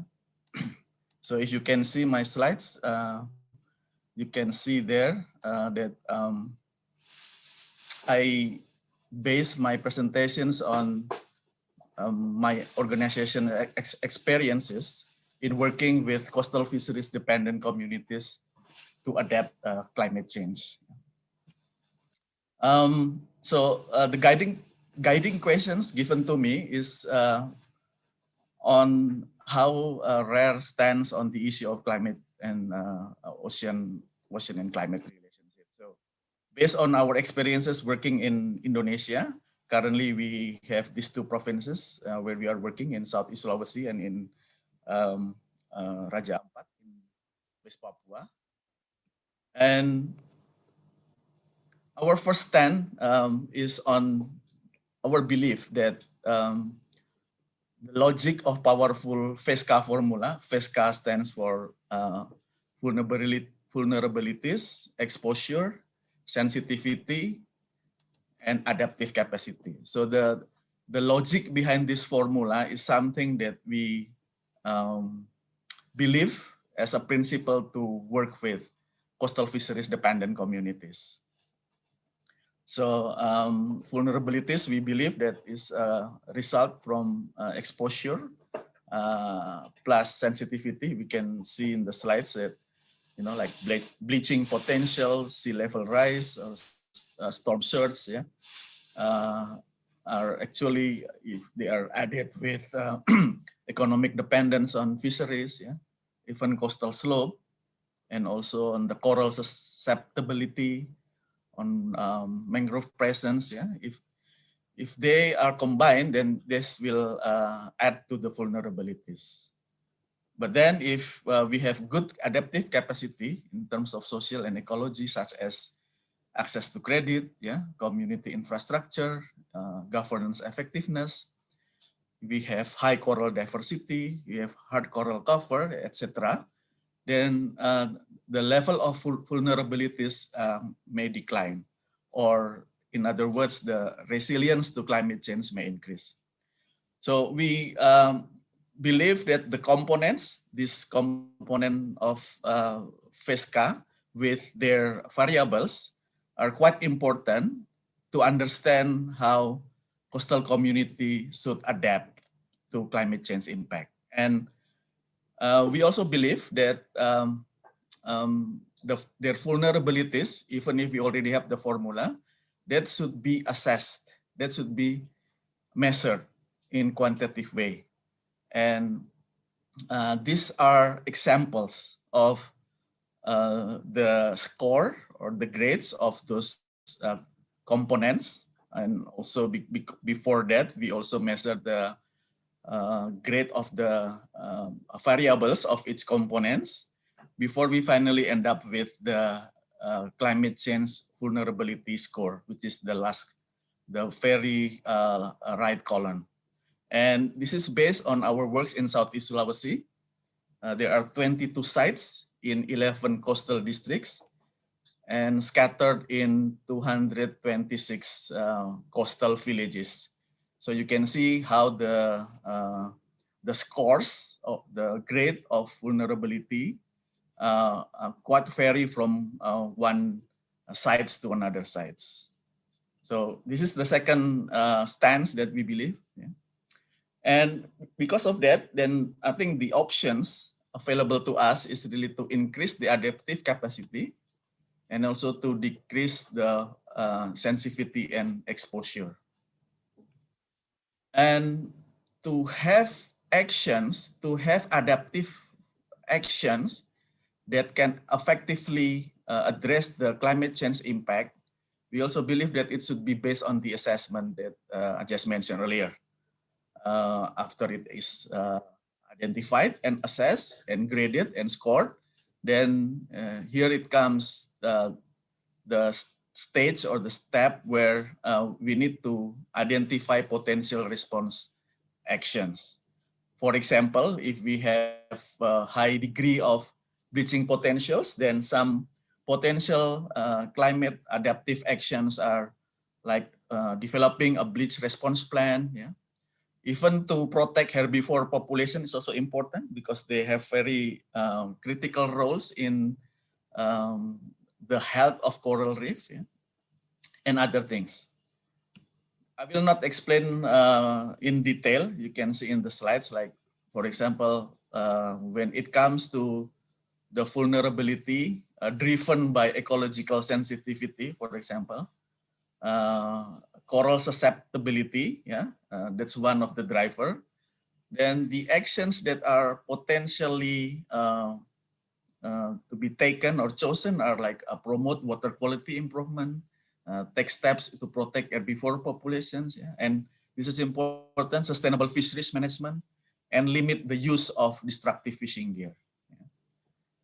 Other driver like social sensitivity, such as livelihood dependence on fishery, that provides several possible actions to address this challenge by like providing trainings and fit school for new livelihoods, provide advising material support for entrepreneurs and small medium enterprise.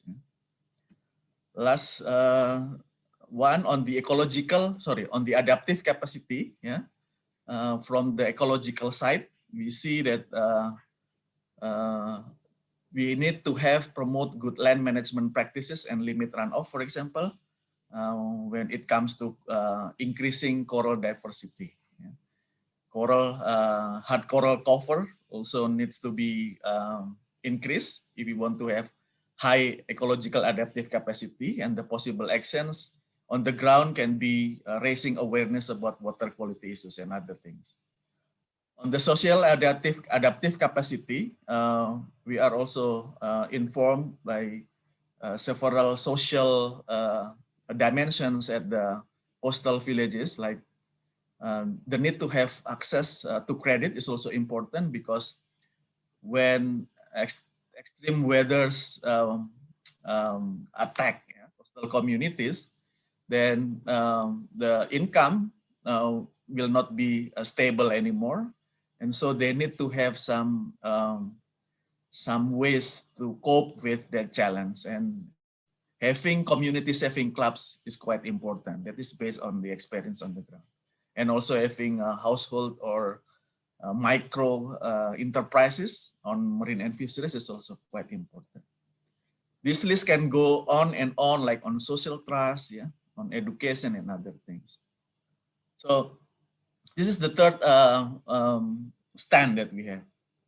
The fourth stand that we have is that we believed also in the effectiveness of and efficiency of ecosystem-based adaptation. And if it is combined with community-based adaptation, this EBA and CBA, this will be a very powerful instrument to help coastal communities adapt to climate change impact. And we have our program in the ground. We call it Fish Forever, that basically have this kind of design, as you can see in the slide, that Fish Forever provides an incentive for the local fishermen group to manage a certain fisheries area, and we call that area as managed access area. But inside that managed access area, there is a zone, yeah, a zone that called as a fish replenishment zones or reserve,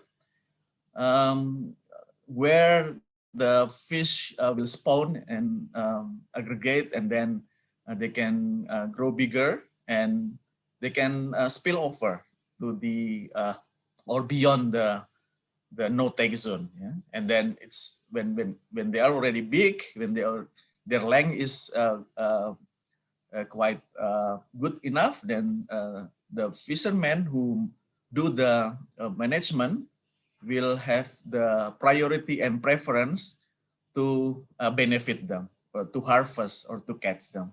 And of course, we need a good monitoring and surveillance post, community-based surveillance post, and to ensure that the spillover really benefit them. There is a marker, there is a mooring buoy to show the boundaries of the management area. And of course, we need data for decision making, because we need to know like how the spillover works.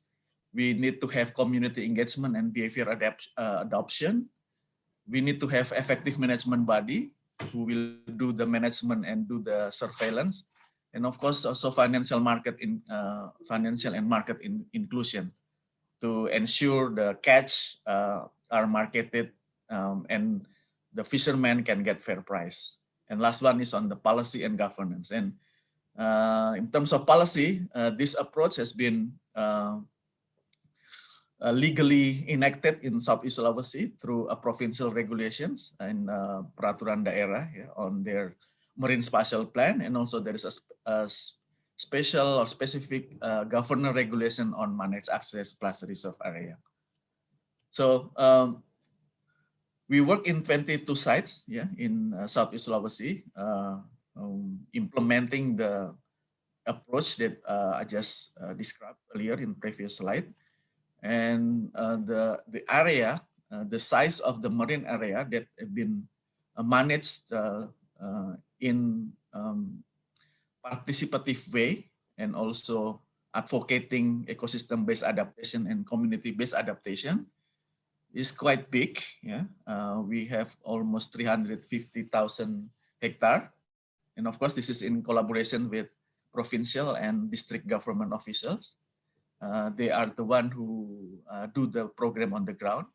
We can see the mangrove area, the seagrass area, and sorry, this should be coral reef. There is a mistake here, there's a typo. Around coral reef ecosystem here is around 15,000 hectares managed by the community, by the people. And why we believe that EBA is in line with Fish Forever, because with EBA, we believe that the increased biodiversity and ecosystem services will provide the people with the adaptive capacity. And so the Fish Forever, as a scalable and effective ecosystem-based adaptation, it is designed to address the coastal fisheries and communities' resilience to the effects of climate change. In terms of community-based adaptation, we also see the alignment of this approach to our Fish Forever program, because it is a community-based fisheries management. And also it is targeted to increase both ecological and social adaptive capacity and ensure equitable distribution of benefits so that both people and nature can adapt and even thrive under changing conditions. And the next stand is on the how we see people, we see coastal community roles, how their roles in the advancing the EBA and CBA agenda. We see the first role that people can play, coastal community can play, is through engaging in participatory activities to understand and contextualize the drivers of vulnerability. So when it comes to identify or looking at the real challenges faced by coastal communities, then they themselves, the small-scale fishers, the local people will be the main source of information, because they will explain directly, they will give first-hand information on how they see the climate change has been affecting their life. So the methods could be in terms of participatory community workshop. It can be through participatory hazard mapping, can be also in form of participatory climate impact discussion, and also on community asset discussions. The next role is on identifying the most feasible, practical, and efficient adaptation actions that allow alignment and integration with resource management, because resource at the local level is quite limited. Yeah. Also in line with the disaster preparedness, they have the information on history of climate-related disaster, and also its integration with other sustainable development initiatives, so that the adaptive actions can be tailored responses. It's not something that dictated or planted from outside. And also to lower the risk of maladaptation. This can happen when we don't create or arrange adaptation actions without ground truthing, yeah, before we do that. And also the people will be the one to set the priority, considering the budget constraint, considering the human resources capacity, the availability of technology, the right timing, yeah, and seasonal, yeah, the season, and also the learning framework that is available for them. And last one, I think this is also quite relevant with the context of this discussion on ICE Forum. These local people can also help promote the bright spots. It would be great if local people, small-scale fishermen, coastal communities member can be given the opportunities to be the ambassadors of this approach on ecosystem-based adaptation and community-based adaptations in strategic national, international, and global events. ICE, I think, is a good framework to provide that opportunity, aside from the high-level decision-making forum or events, but also for the fisher-to-fisher interaction and dialogue, so that they can share their success story, because they need to disseminate, yeah, they need to inform the larger stakeholders on the local initiative they've been promoting on the ground. And it can be a massive movement if it is facilitated in a framework that decision makers is also part of it and provide necessary resources to develop them. So, Pak Yusra, that is my presentation, and thank you very much for the opportunity. Thank you, Pak Arwan Rija Uthman. It's very excellent presentation, Pak. This is the way that we try to get into a detail on how the program that you have developed with the archipelagic island states. And indeed, that very interesting things that you introduced, the term of fish forever and a way to achieve it.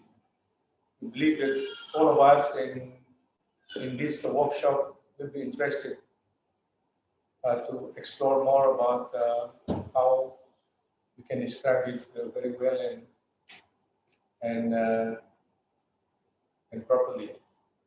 And thank you again, Pak, for the presentation. And we already have listening to 6 presentations, I believe, from Excellency Ambassador PG to the United Nations in New York, Deputy Chief Commission of UK, Bapak Agus Octaviano, Pak Lokita, Ibu Intan, and Pak Rashid, Pak Abdul. And indeed, to save the time, we have the second sessions after this presentation, which is the question and answers. I believe that we have many more people now in line to bring the question to speakers of this forum, this workshop.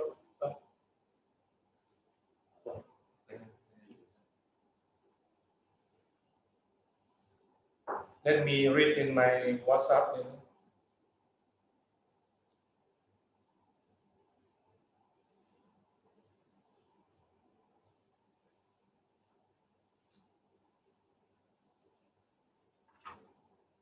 Okay.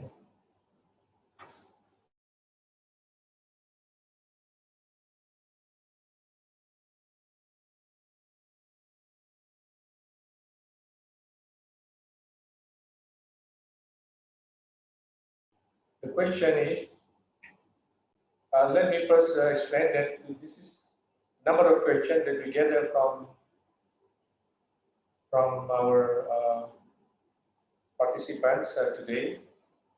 We select them, which is we think that enough to fix our time today.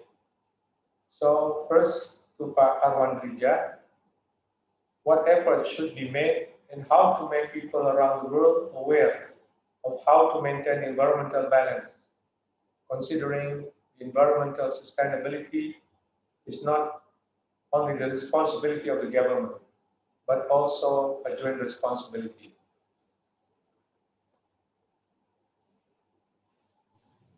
Please, Pak. Thank you, Pak Yusra. Thank you,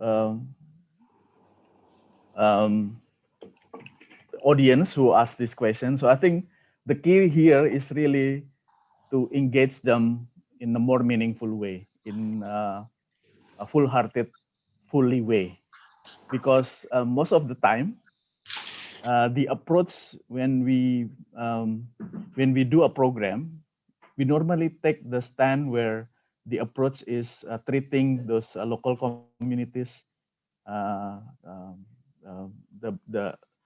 the people on the ground as the object, yeah, as the target.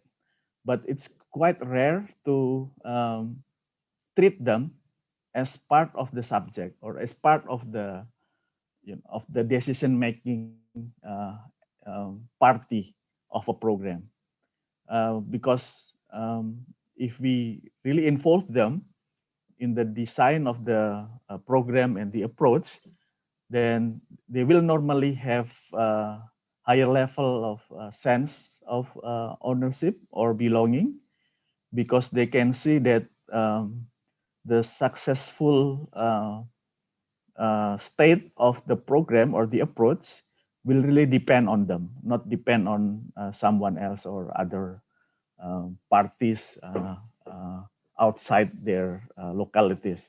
So I think it's really how to involve them as part of the implementer of the new initiative, on the new approach, on the ecosystem-based adaptation, community-based adaptations, so that they can see that they're the one who sit in the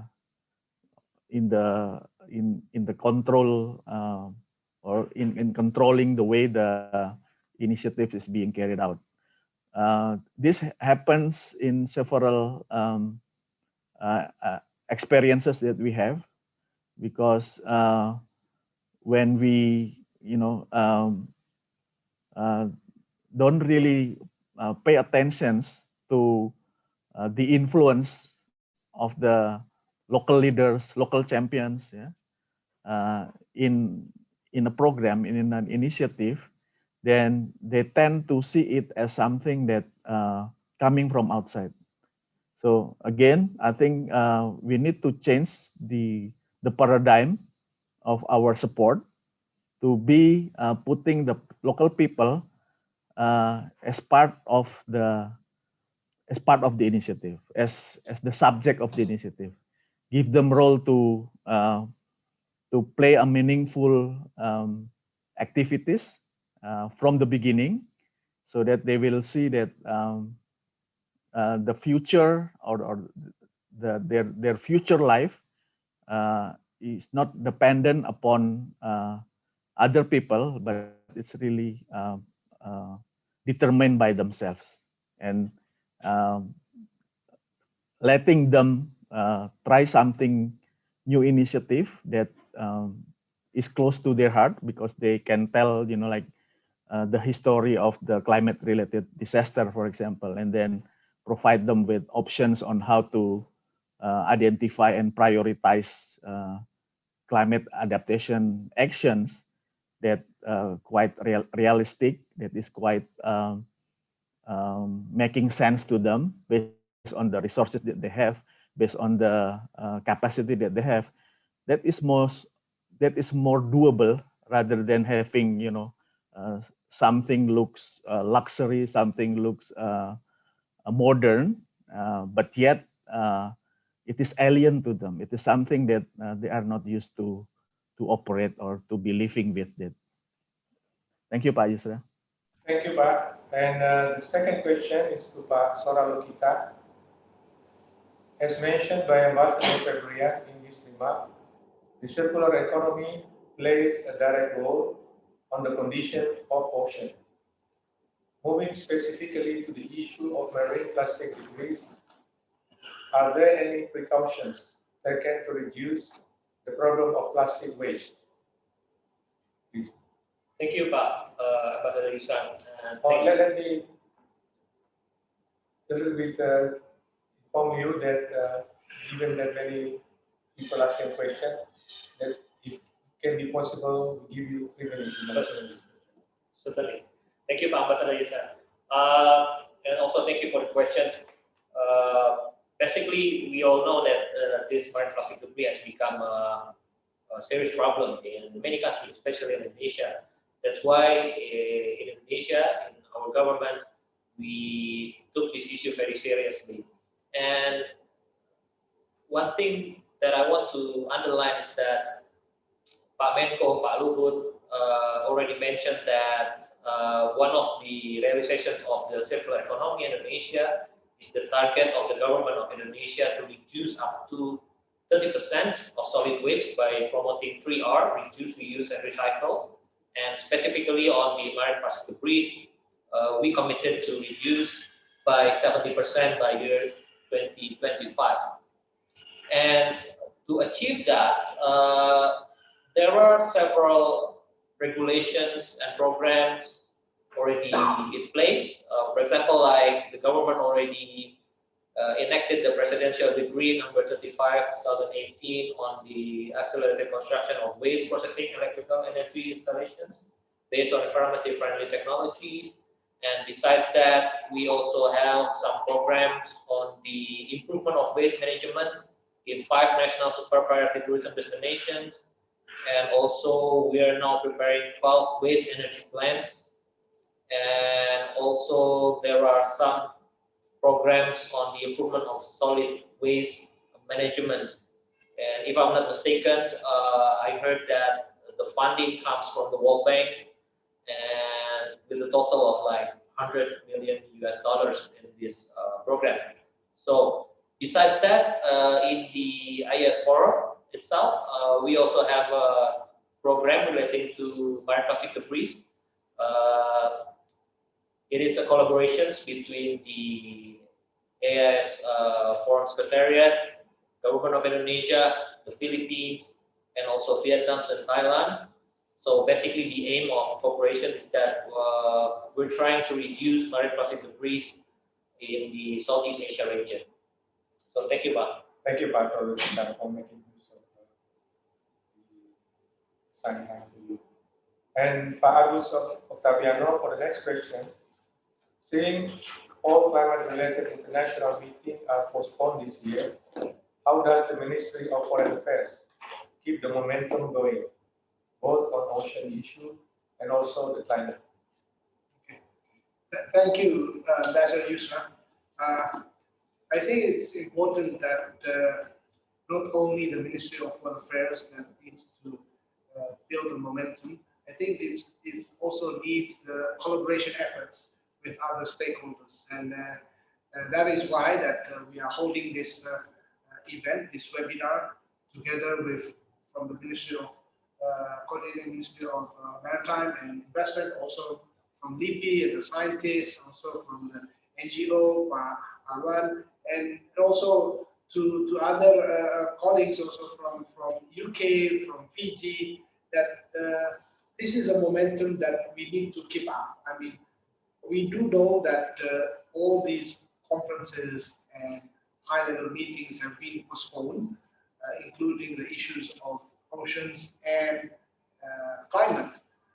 But if we continue to be productive in reaching out to the public, as we are doing right now, I think this will give a clear picture that we are still concerned, that our interest still in this kind of issue. We do know that the pandemic has caused us all in this kind of situation, but we do these activities in also abiding with strict health protocols. As you can see that whenever that we don't speak, we have our mask cover and so on. So Pak Yusra, I guess this is an effort that the Ministry of Foreign Affairs will continue having productive discussions in webinars and reaching out and also writing in articles that even yesterday we held a webinar together with the Jakarta Post, and now there is an article in the Jakarta Post relating to SDGs. So those are the activities that the Ministry of Foreign Affairs are currently doing. Thank you. Thank you, Pak Agus. All people believe that the time of pandemic is the time is good for our consolidations, make our preparations. Thank you, Pak. And we have 3 more questions. Let me read it to you. First is to Bu Intan, second to the Ambassador, Excellency Satyendra Prasad from Fiji. I hope you are still there. And the third one is to Rob Payne from the UK. Let me read the first question to Bu Intan from LIPI. As we seek to find guidance from science on our policy making, especially climate-related one, does LIPI or you personally establish collaboration with other research institutions from other countries? And what are the benefits and challenges from doing that? Please. Thank you, Ambassador. Yes, of course, science oceanography is by design an interdisciplinary subject. So you cannot avoid having cooperation even if you want it. And I guess if I can add another expression to our dictionary, Bagus, there's this spirit of science gotong royong. The gotong royong is a spirit of community working together in Indonesia. And indeed, if we want to make good science, usually that comes from this collaborative effort. Although there are some science that have to be a lot more focused. That being said, yes, LIPI has been involved in many cooperations, both in terms of more formal IOC kind of forum. So the IOC is the UN subsidiary body for ocean science, as well as personal-to-personal cooperations. And interesting, even some of these close friend cooperations, one of them I've witnessed have become a country-to-country cooperation. So taking a momentum, for example, if Ministry of Foreign Affairs want to commemorate maybe Indonesia to Singapore, for example, a relationship, and that kind of becomes momentum for us. So there are many opportunities, but I was involved in the international cooperation teams for research operations at our institute, and there are challenges and benefits, but I would say there are 2 recipes of good collaborations. One, that it has to be win-win, and we have to understand that win-win and equal doesn't always mean the same. What I mean is that it's more that everyone contribute in whatever capacity they have. Sometimes when we collaborate, we have very different levels of scientific career. And we have to make sure that everyone's will benefit. And we have to design that from the beginning. So we have to make sure that everyone to contribute and everyone don't feel left out in terms of their contributions. Contribution can be in kind and financial. And the second one is very important, is capacity building of young scientists. And it has to be targeted, it has to be capacity building. So it cannot be just regular training. We can have regular training, but it is more impactful when we, example, if someone from master's degree becomes a PhD. And this will have a long-lasting cooperation. I've seen this a lot, for example, Indonesia-Japan relationship, because they push for having not only Indonesian, but ASEAN country students having higher degree, and this becomes very long-term collaboration. So that's my notes. Thank you, Ibu Dr. Intan. And actually, for the question to the Ambassador Satyendra Prasad Fiji, unfortunately, that the Excellency Ambassador already left this workshop because I understand that now in New York is about almost 12 o'clock now in the evening. But anyhow, we are going to convey this question to him in written, and then we'll come back to you with the answers. And for the next question to Rob Fain from UK, are you still there, Rob? Oh, okay. We are about to have lunchtime now, I think. Thank you.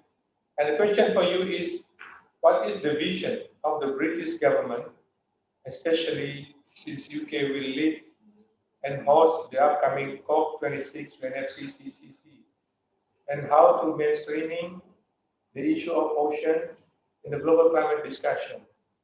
And could you please provide us with suggestions on the way forward? Thank you, Mark. You have the floor. Thank you. Can you hear me okay? Yeah. Excellent. Well, first of all, in our role as chair, our vision is important, but much less important than bringing together the visions of all. I think we have a particular responsibility in this year to identify areas of convergence to help others find their voices and be heard. So it's less about a UK vision of any particular solution. It's much more about a UK vision of a level of ambition and inclusiveness. Once we've achieved that, then obviously we can use our convening power and our diplomatic assets to try to clinch agreement and move on to implementation and action. I also wanted to pick up on a really lovely metaphor, which I think I heard Ibu Intan share with us about rowing past several islands at once. That is a much better metaphor than the two sides of the same coin metaphor, which I used, which is of course binary. This Indonesian metaphor is much more flexible and inclusive. And of course, it plays to the AIS strengths. We are archipelagic states and every island counts. So we need a process which kind of rows past every island at once and includes all. As some of our speakers today have been underlining, I think I have learned some really useful things about community level activism in Southeast Sulawesi and about the way DIPI and the Indonesian scientific community is looking to bring everybody together with their different levels and types of expertise and their different contributions. So in a way, that is the UK vision too. We're trying to do that in the UN diplomatic context. I think the last thing I wanted to say is that we are really open to rebranding some of the things we are doing already here in Indonesia to assist the work of the AIS to reach the Indonesian population as an exemplar for the rest of the membership of this group. We are already very active in brokering research collaborations through our Newton Fund, in encouraging scholarships or giving scholarships through our Chevening program, through using our amazing network of Chevening alumni, which includes some of Indonesia's most impressive scientists. All these different things which the British Embassy and the UK network here in Indonesia is already doing. We are very keen to work with you to put that at the service of your work on oceans and your work towards COP26. And I think there's some very sort of granular things that we can work on together about trying to do that. Thank you very much. Thank you, Rob. With that, I think we conclude our session today. And I would like to express our sincere appreciation and thank you to all of the speakers in this room and also to the participants, in particular to all of the speakers that given their comprehensive and excellent contributions. We are not prevent to give an applause to things. Let's give a round of applause to all of us, the speakers. Thank you very much for this warm-up sessions, and let's move for the next session later on as we are going to prepare the task ahead. And thank you. And I now give the floor to the MC to close this session. Thank you.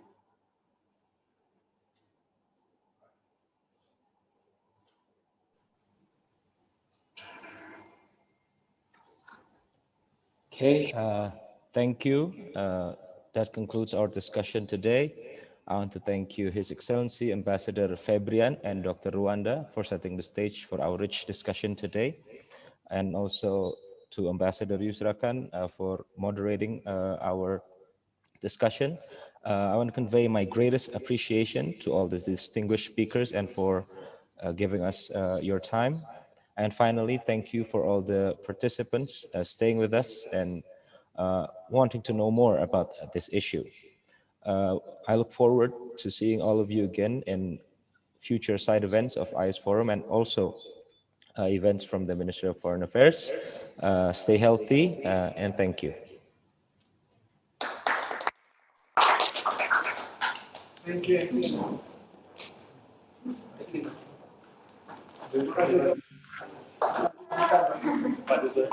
Thank you. Bye.